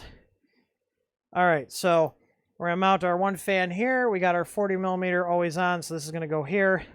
And then we'll have the one that goes into the control box here. Now, depending on what version of the Ender 3 you have, this fan hole might go over these metal posts. If it doesn't, you can just take like your hex bit or hex wrench and just round out the holes a little bit and then press it on there, and then you can use the stock screws. So Creality, like all these other companies, just likes to randomly change things, and when we spec these out, the fans fit directly over there, and then they either change the size of the metal posts or they change the coating. I have a feeling the coating is going to be the difference. Maybe they change to a slightly thicker coating. They'll be the same price as the CR10 versions, which is, I think, 44 is what I have them listed as. So you'll see what I mean here. Let's see if these are going to need to be widened out. So there's these little metal posts here, and the fan, maybe I can rock it on. Let's see. So I can just rock this on. I'm going to see if I can just put the screws in here and push it on with the screws, if I can get them to bite.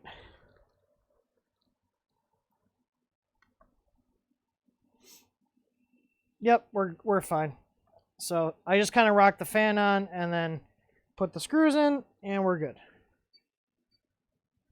I would replace the main board, and we have more of the dual CR10 boards coming in, which will work on the Ender 3, but we also have the CR10/Ender 3 boards coming in, and we're going to be selling those pre-flash with a bootloader.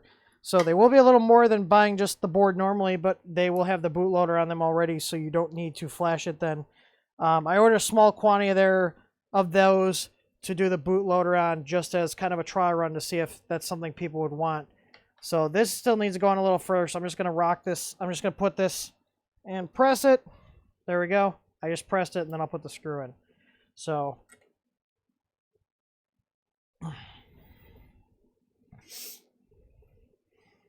and there we go. We got the fan replaced, so we got a good fan on here, and spins nice.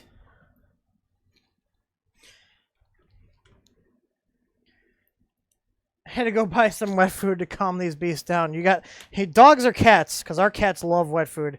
And actually, if I say it too loudly, they might get excited and start banging on the door because they're obsessed with wet food and they know what the word is. So if I say it too loudly, I'll have a bunch of cats banging on my door because they want wet food. All right, let's get my soldering iron turned on here and heating.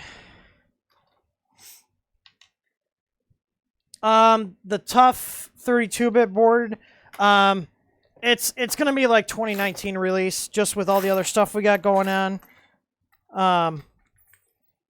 And I have to basically Marlin is not 100% done for 32-bit, so there's gonna be a lot of work we're gonna have to do to get it working. So we're making a couple prototypes and seeing how that goes.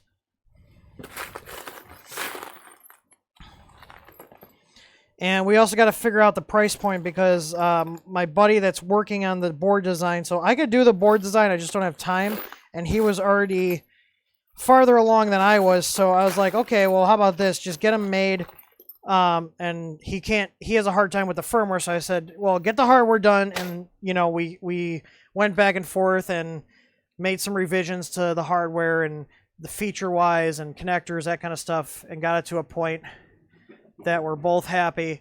So the process is he's got the PCBs, he's hand assembling a couple and then sending them my way so we can get the firmware done.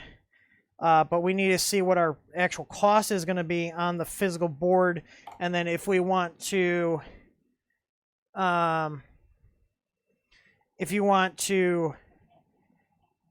sorry, I'm like working on things and trying to talk at the same time. It doesn't work out too well for me.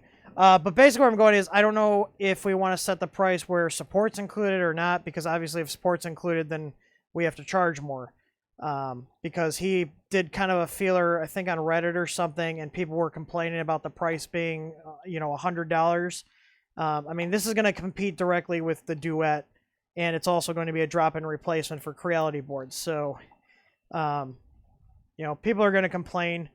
But I also don't want to be dealing with people returning them instead of actually paying us for our support time.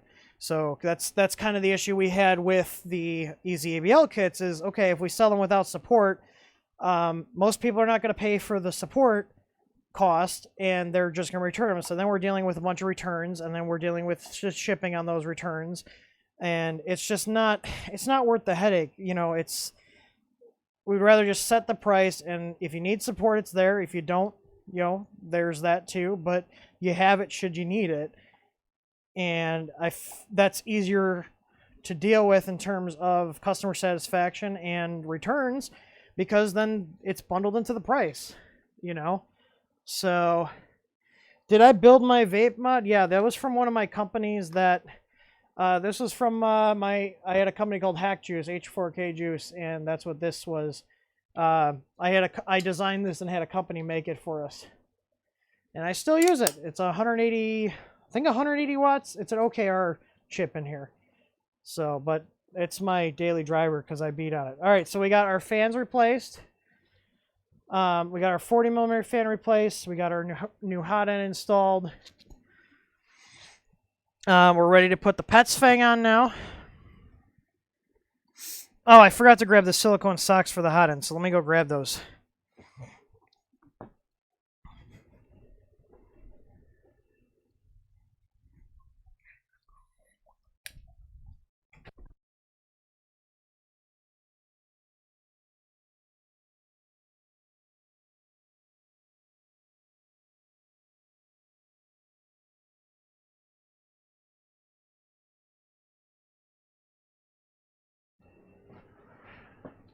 All right, can you guys hear me? Yeah, I use mine for just vaping. I use 3 milligrams of nicotine. Otherwise, I'd literally be downing coffee all the time. It's probably more cost effective for me to just vape instead of buying coffee. Or it's a lot easier too, because I do drink coffee, but then I gotta make it and make sure it's brewed, and it's just a pain. All right, so I'm gonna put. These are the silicone socks we sell for the stock CR10 hot end. This is an aftermarket hot end on here. That was like a product sample from one of my suppliers. And it looks like, I don't know if this is just because it's hitting the bolt here. Curious to see if this is going to go on this hot end. Oh, there we go. All right, we're good. Now it's all snapped on. I love silicone socks, by the way. Like, just personally. We sell these. These are the ones for the stock style hot ends and the micro Swisses and whatnot. And they come in a 3-pack for, I think it's $8 or $9 on the site. I actually don't know where you can buy the hot end. It looks like it's a micro Swiss clone, to be completely honest with you guys. So that being said, if it is, I'd have to compare it. I have a micro Swiss sitting in my drawer. If it's literally a micro Swiss clone, I'm not going to sell it because they're not like E3D where they're open source, meaning anybody can make their hardware. Now, I know some people can argue that, oh, well, they just, you know, took the CR10 design. Is it really then, can you really say that ones that are similar to theirs in terms of the all-metal design are clones? I don't know. But the point is, I had the parts. His hot end was a little janky, and I gave it to the guy because I'm not going to use them. So I got too much stuff. Ugh. I got too much stuff here that I don't use. So if someone else can put a use to it, then that's great. That's why I started the Tim's Closet thing. It's just I put a bunch of stuff up there for cheap, and it's like, okay, well, you know, get a couple bucks for the random stuff I have laying around, and I get it out of our house. So yeah, if you go on our site and go to the Tim's Closet section, that'll have random stuff updated on there. Because it's literally stuff from my closet that I have extra. It's not just saying that as to be witty. It's literally random stuff from my closet, like that power supply that I showed Alex. I've got so much stuff just laying around, and I'd rather it not be taking up space, and someone put a use to it.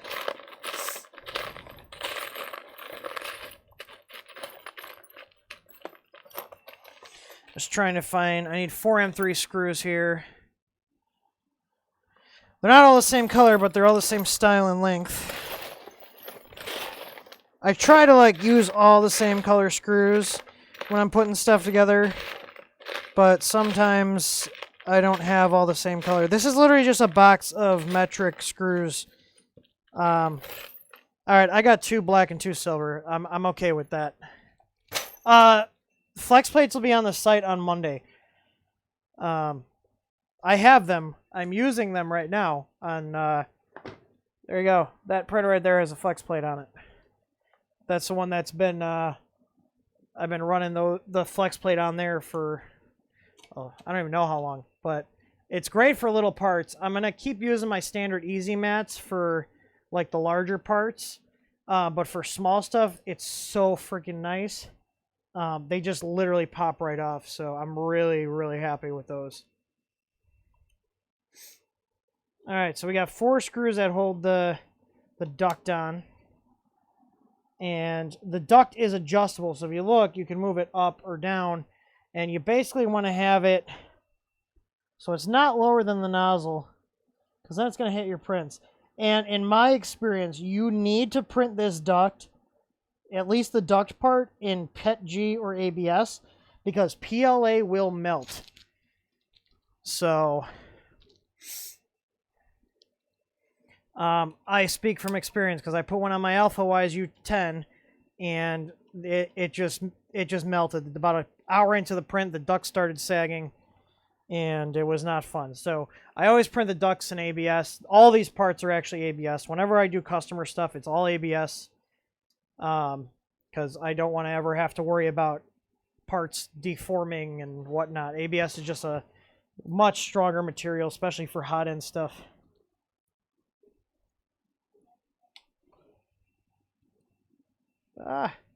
It's like these M3 screws I have, they're just slightly too small in the hex caps for this 2.5 bit, but these work fine. It's just weird. Unless this bit's slightly too large, which is possible because it's just a Chinese set I got off Amazon.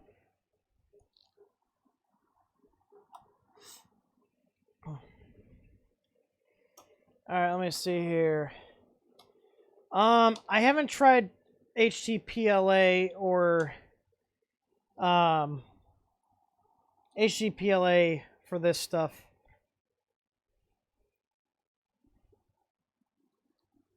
Does the firmware provisions for the Troxy X5S? It does not, but if I can get someone that has a stock X5S and knows how to flash the bootloader, because the X5S stock board does need a bootloader, and apparently this screw is a little too short, so I gotta find a slightly longer M3 screw, then I can get it supported. And if you don't already have an easy ABL kit, I can send you one out. If you're in the US, I can send you one out for free in exchange for being the guinea pig to test it. So let me know. The only thing is the X5S, the only thing that worries me about it is that printer does have some issues. So I also was wary about supporting it because if someone doesn't have it built absolutely perfect, you know, then the kit's not going to help you if your mechanicals aren't done right and assembled correctly. Hopefully you know what I mean. There's a lot of variables for user error. The black dots. What do you mean the black dots? I'm not sure what you mean.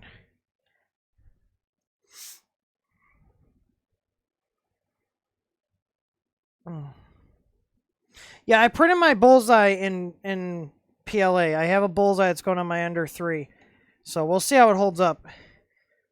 Yeah, that'd be good. Shoot me an email to Tim at John Pelagonia. Send me an email to Tim at th3dstudio.com. You will need to load the bootloader.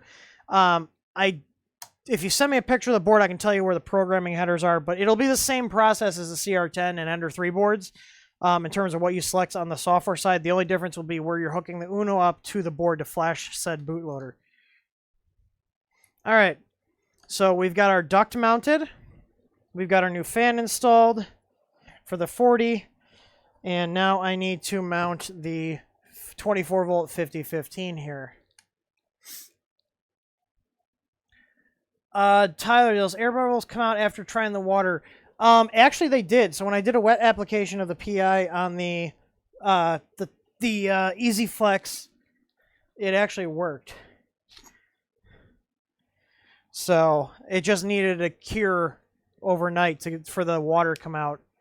But I would argue that the application in terms of flatness is not any better than hand applying it dry.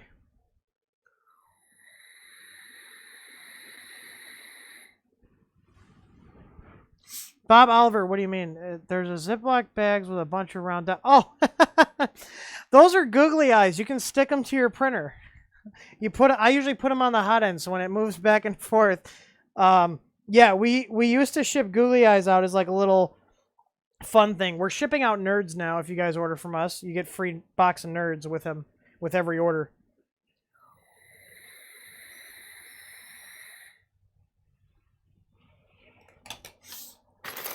Alright, so now I need to find some M3 screws that are long enough to go through the fan. These are probably a little longer than I need, but...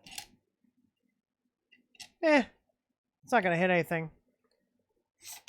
Let me see if I find something that's not quite a mile long.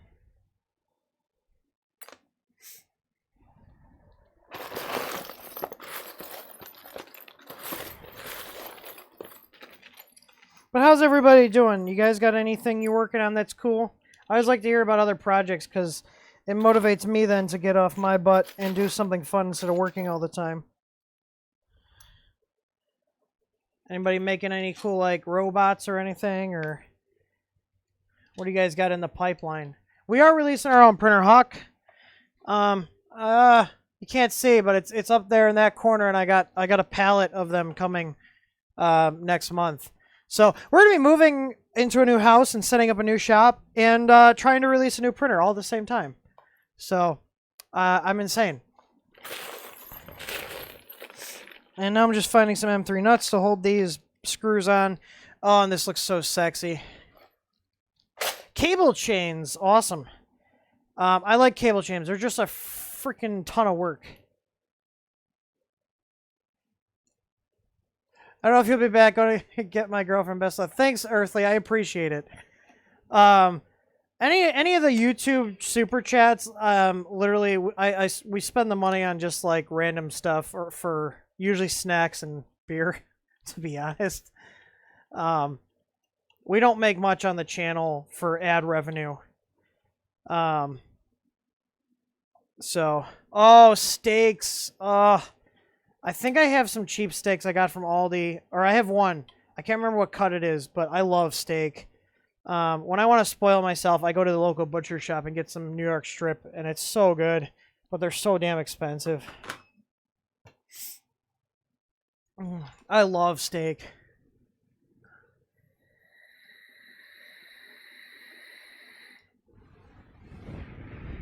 Oh, I have, so I know I had 2 custom print orders. I have one here that I got the duct. Is that yours? I can't remember. I got the ticket number. I usually put the ticket number on the G code, and then I go back and look, and then I put in a bag with the ticket number, and then hopefully you put the ticket number in the order note so it goes to the right person. But yeah, I've got that all done. I'm going to be bagging that up and removing supports and then bagging it up, I should say. But show you guys where we're at. So I got the Pets Fang on here. I got our 5015 24-volt fan, our 40mm 24-volt fan. These are all in the TH3D shop, so if you want to support us and get parts that you need, these are on the shop, and these are awesome. These are dual ball bearing.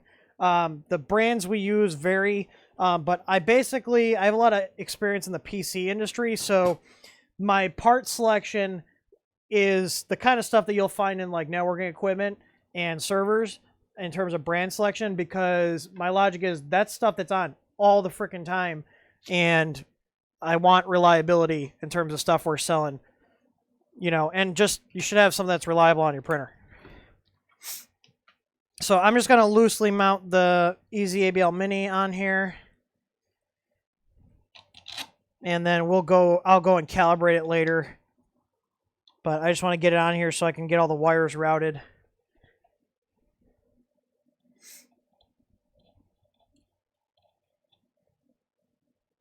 Beautiful.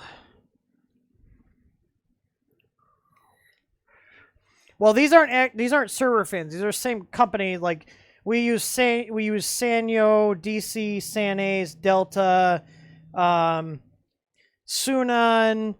There's a couple other brands. We carry a lot of fans, but they're all higher quality ones. Oh, and I totally forgot. We're putting Easy Out on here. So here's the Easy Out kit.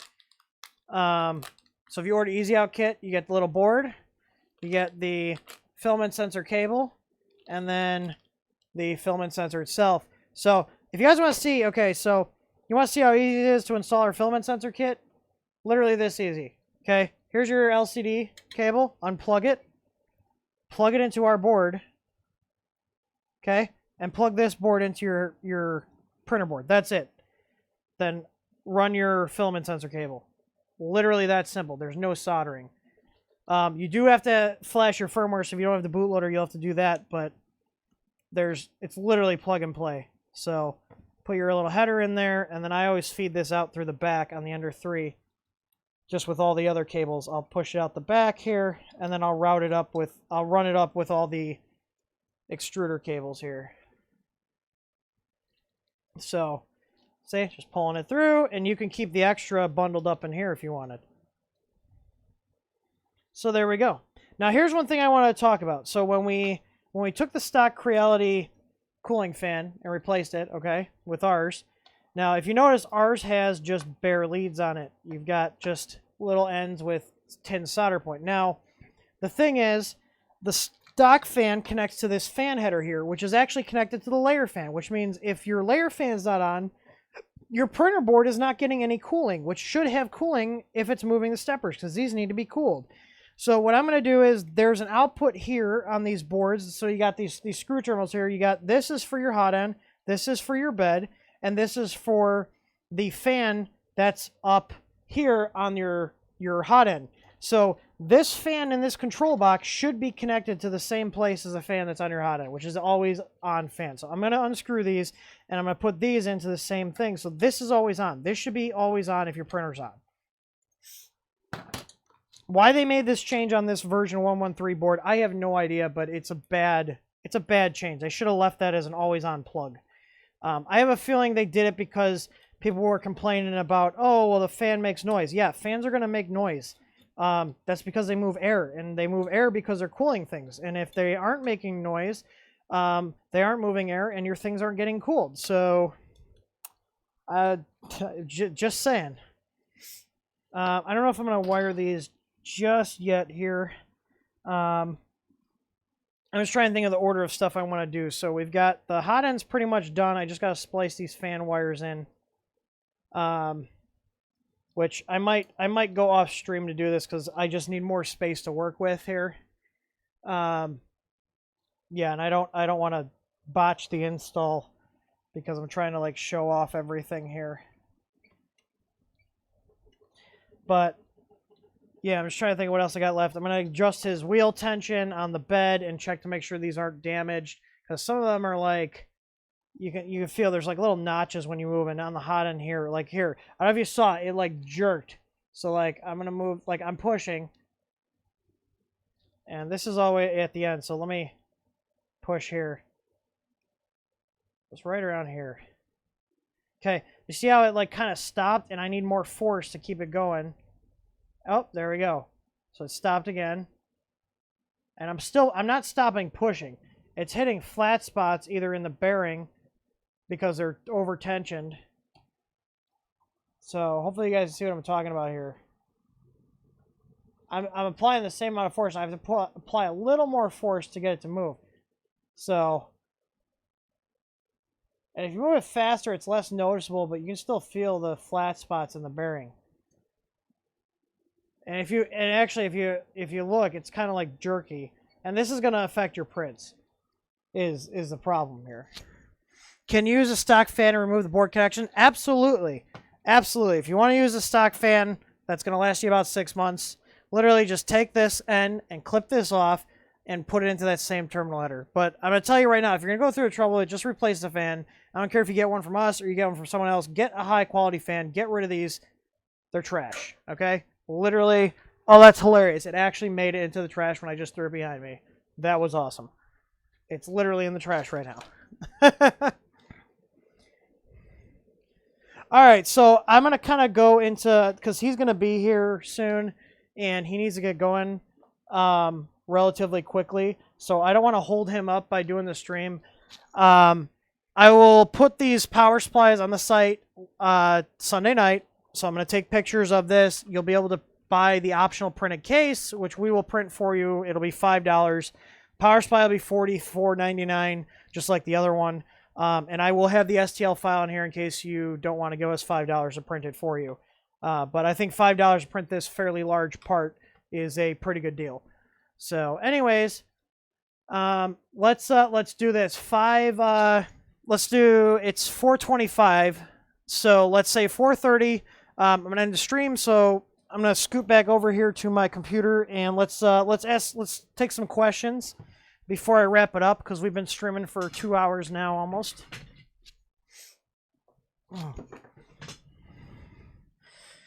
So yeah, and Alex, if you're still in the chat, send me an email, and this is all yours. It's been sitting here taking up space. Let me switch over to my Yeti. Can you guys hear me okay now? Should be a little clearer. I really like these wireless packs. The range isn't that great, but like this is a little third-party microphone for it. It was like 15 bucks. And the quality is pretty dang good.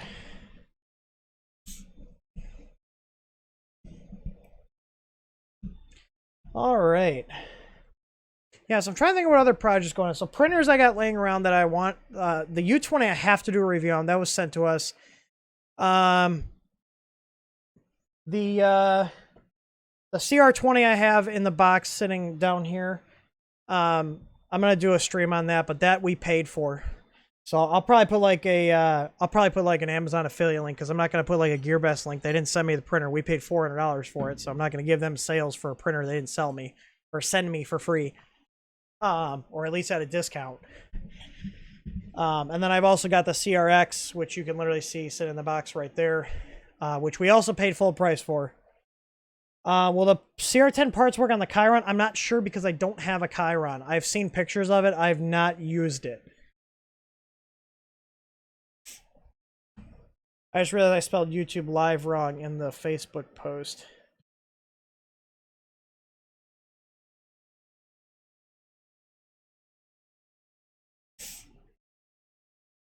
It's not letting me edit it for some reason. Oh, there we go. Yeah, also another thing, once we get the new place, so if you guys want to know what's going on with us in terms of our personal life to a point, and you know, our expansion plans, go watch the beginning of this video. And one of the things we want to start doing once we get more space is you'll be able to mail us your printer for upgrades and or repair. So let's say, you know, your printer, you're just tired of fighting with it. You can put it in a box, send it to us. We'll get it. We will only charge you the return shipping. So what we'll do is we'll give you a quote before any work is done. So let's say you send it to us and there's just a ton of work. It's gonna be a couple $100 between labor and parts.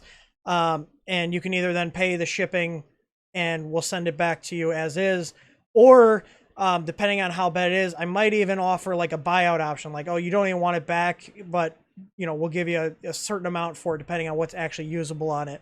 If it's something we can refurbish then and resell.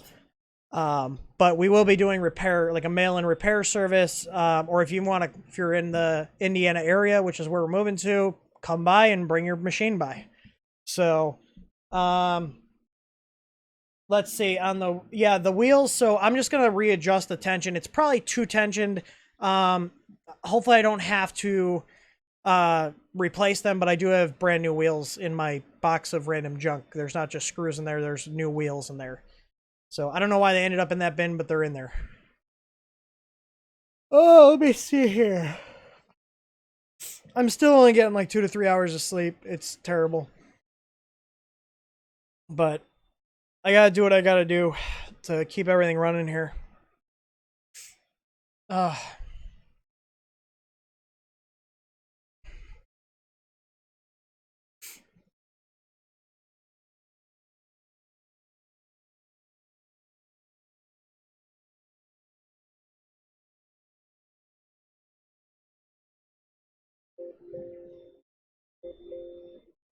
Something is freaking out on my computer right now. There we go. Send it to me directly, John, Tim at th3dstudio.com. And if you guys want to check out our shop, there's our shop link in the chat. I don't. Let me see. I can. Well, we do have an Amazon affiliate link, so you can find them on Amazon. You can use the affiliate link in the bottom, and that's another thing I need to ramp up is pushing our affiliate links, so that way we can get more revenue coming in, so we can do more streaming. Because right now, the reason I don't do a ton of videos and ton of streaming is because it takes away from our actual production time. But if I can justify that, if we're like, let's say we're bringing in 1,000 a month from affiliate links and ad revenue, I can at least justify dedicating a day to doing streaming and making videos and stuff, because editing stuff is just, dear God, it takes so much time. Like the Ender 3 A10 video I did, that's a 24-minute video. I have 20 hours of work into that video between setting everything up, shooting the video, editing the video, and just getting everything prepped for it. It's a lot of work. E-step setting is 463 steps per millimeter is what I do. And you're going to invert your direction of the motor. So if you're not using our firmware, you're using your own, you're going to need to invert the direction in the firmware, or you can just literally flip your motor plug. Obviously, it's not going to fit, so you can pull all the wires out, flip them, put them in, but I always do it in firmware. Yeah, streaming costs money. I mean, and the thing is too, like, I want to bring our production quality up, so we're going to have to buy basically get from the level we're at now to the next level of quality is going to cost us about 10 grand to buy all the cameras and lighting and stuff. So, I kind of have this all set up as, streaming on a budget, but not super cheap, but to push us into the next bracket and getting super good quality, it's going to cost a lot of money. So, yeah.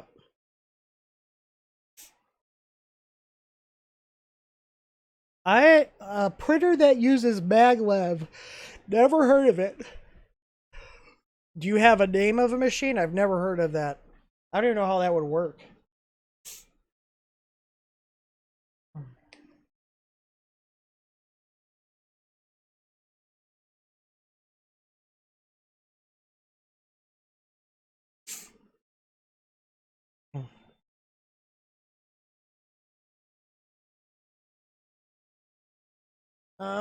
Anyone can say, I got the bootloader through Arduino, but when I try to connect, it just flashes, says USB device is not recognized.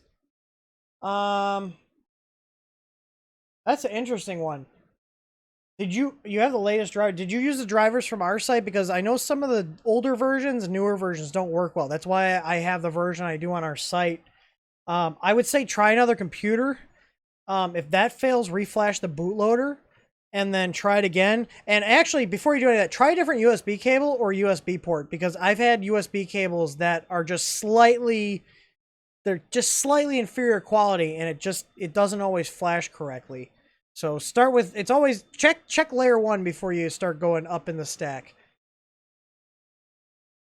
Did I make sure we can get quality internet? Yes, we can get the same exact internet line we have here, which is the Comcast gig down and 50 up. So we'll be good there. We can also get service through Frontier, which they have an 18x3 plan, so we'll probably also get that just to have a backup. I won't be able to stream on that, but if we don't have internet, our business is dead in the water, because our phones go on the internet. We use VoIP phones through Ring Central, and all of our shipping, our orders, our tickets, we need internet. So I'll probably get a backup. Hopefully we can get fiber out there eventually.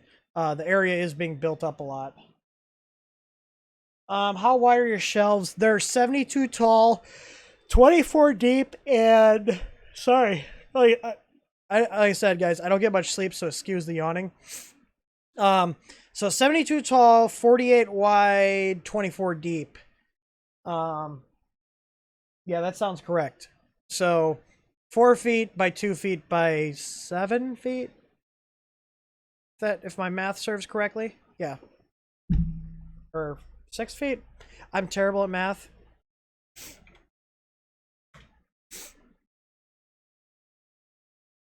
6 feet.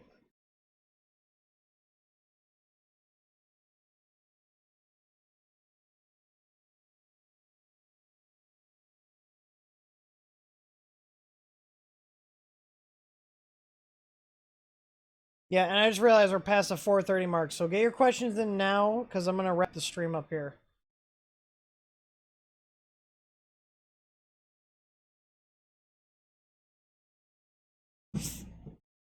Yeah, I might end up just getting like one high-end 4K 60 FPS camera for this, for like the videos we're shooting and editing. Because like to give you an idea, the Ender 3 video, the part where I wasn't sitting down talking, I shot on my old V20, which is 1080. It'll shoot 4K at 30 or 1080 at 60, and it's got really good lenses in it. So I'm trying to be frugal with our stuff. I don't want to just be like hemorrhaging money. Um, like it's not good for us as a business. It's not good for you guys as consumers that are buying from us, because if we have to raise our prices to support all the additional crap we're doing, I don't want to do that. I'm very frugal with my money. I spend money where I need it. Like for example, like the thing I tell people, like I'll spend a little more money to buy a better fan for my printer because I know it's going to last longer than the cheap ones. Um, but I try not to be excessive with our spending. Oh, that's why this phone. Apparently the charger wasn't charging it and it just went dead. I was like, why is this thing not turning on? There we go, it's charging now. So, yeah, and if you guys got any ideas for the shop, to kind of let you guys know what I'm doing, I've already got access points selected for wireless. I use Unify. I already have PoE switches that I've had for years that are gig and managed, so I got that covered. I'm gonna need a small rack mount for the wall, which I can find on my own. But stuff like I want to have like an card access system where I can give our guys like the HID RF cards, so if they can come and go if we're not there, to like open the doors and stuff. So if anybody has recommendations for that, I have no problem running wires myself and installing it. But in terms of the actual product selection, as what reader to get, what cards to get, what keypad, that'd be good. If anybody has any recommendations, I'm open to that. And we're gonna be putting up a lot of security cameras, which I can handle that already. I already have a couple brands that I use, like Hike Vision and Amcrest. And the guy that I'm actually doing this work for, he brought me 2 Panasonic domes because his brother apparently has been replacing a bunch of them, and he had a couple of 1080p Panasonic domes. There you go, new cable did the trick. It's always something stupid. Yeah, I ordered 4 of those printers. Honestly, if we weren't moving, and we had the space to set them up now, I probably would order like 10 of those just to do little parts, because it's been a very nice little printer for just printing small PLA parts. And we do a lot of small PLA parts from miscellaneous products like our ABL cases, the camera adapter mounts, our actual camera adapters that are integrated with the solid bed mounts. That is all ABS, but the part that goes from the arm to the camera is PLA because you don't need that in ABS. But there's a lot of different stuff that we print that's small PLA that'll fit on that printer's build volume, and minimal upgrades are needed to it. Like I put bed leveling on it, obviously.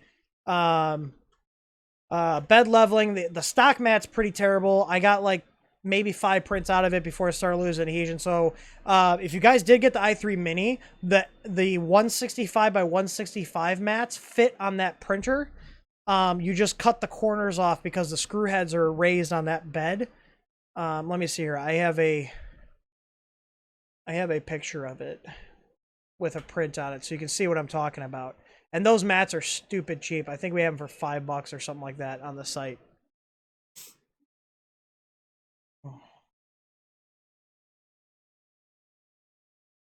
Honestly, Jake, if you sent me a picture, I'd probably tell you that's normal. You're never gonna have absolutely perfection on the layers. It's just not. It's just how it is with this technology. For those of you that picked up the i3 Mini, this is our i3 Mini. You can see this is actually what we tested the EasyABL Mini prototype on. That literally says EasyABL Mini prototype. That was the first version. So we got bed leveling on here, tough tube, and then our bed mat, and obviously our firmware. But you can see what I mean by the mat. So this is the 165 mat. Literally all you have to do is cut the corners, and it doesn't cover the whole bed, and you don't need it to because this is your print area. You can't actually print on the back side of this bed, which threw my buddy off because I gave him one of these mats for his i3 Mini, and he sent me a picture. He's like, well, where do I put this on the bed? Do I need two of them? I was like, no, you only need it on the front because you don't print on the back side of this bed. Do not get the Mini Delta. I've heard nothing but bad stuff about their Mini Delta, which makes me sad because Delta printers are cool looking. But I have not heard anything good about it. So I would go for the i3 Mini. It's a Wanhao i3 Mini. It's just a rebrand.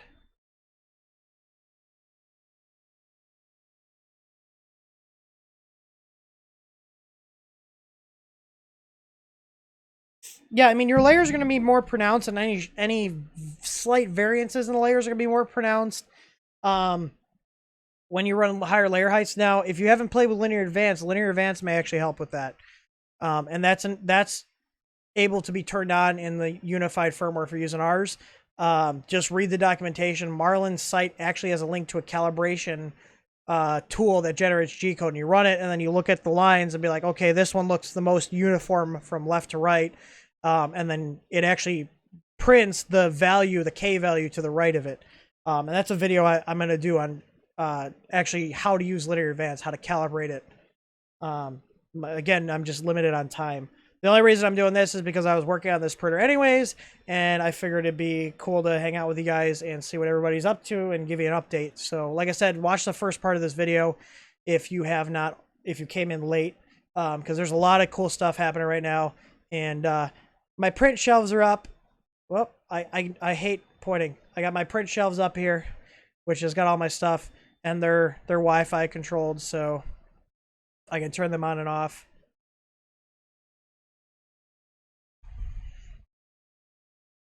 All right, if you guys got no more questions, then I'm gonna go and wrap the stream up. So I'm just gonna wait a sec here because obviously there's a delay. So if there are no more questions, I'm going to wrap it up here. Media Man, when's the next firmware release? I don't have, as far as I know, there's no bugs that need to be addressed, and there's no additional features I have up my sleeve at this current moment. So any further firmware updates to Unified will be either if we find a bug or if we add a new printer or new features. So right now I don't have any plans to do a new firmware release. I do have one that I've been making minor changes to, but that's mostly for internal update. So I haven't pushed it out to our site because it doesn't give anything. So I need to take a nap, honestly. The Wanhao i3 Plus is right here. As you can see, I have it partially assembled, which is why it's wobbly, and I have the i3 Mega here. Again, I need more time to work on this stuff. I've had this printer for a year, but it's a pain because there's a lot of config that needs to be done on it. So once we get moved and we start having things streamlined, I'll have more time to actually work on firmware development. But I just don't have the time right now. And the main limiting factor on the i3 Plus is the LCD. That's why it's taking so long. Just if you're wondering what the holdup is versus like the CR20, I'm gonna have that supported, and it'll probably take me maybe 8 hours to get it. But the other one's just gonna be the i3 Plus. It's just I can't get it to. I have it. I can get it working, but I can't get it working nicely. Meaning it's not going to be a good experience for the customer in the current state I have. I have firmware on my computer right now, and that's got the LCD screen updated with the firmware I've been working on with a couple other people online, and I've got the board firmware done. But like I said, it's just not at a very nice state. Like there's not all the functions, like baby stepping isn't working on the LCD yet. Offset isn't able to be entered in from the LCD yet. The probe works on the printer. It's just not perfect. It's not that nice experience you get with all the other printers we support. So same thing with the JG Aurora i5, which is sitting to my left here. So those dang touchscreen LCDs, they're just not as versatile as the standard LCDs, which is why I'm not a fan of the touchscreen LCDs.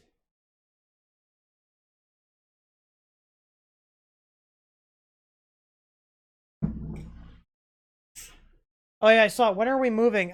Probably mid-December. So that'll be fun moving all of this stuff and all of our personal stuff while it's snowing here in the Midwest. I will post a event if there's anybody that's crazy enough to want to give us a hand moving and building out the shop. We're gonna need a lot of help.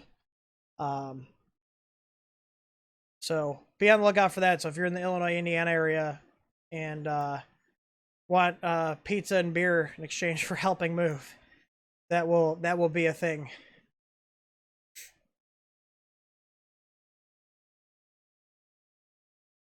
So quite honestly, as we're moving stuff, I'll probably have a lot of stuff that if there's something that is like, you know, all my random crap I have laying around, um, I'll be giving away a lot of random shit.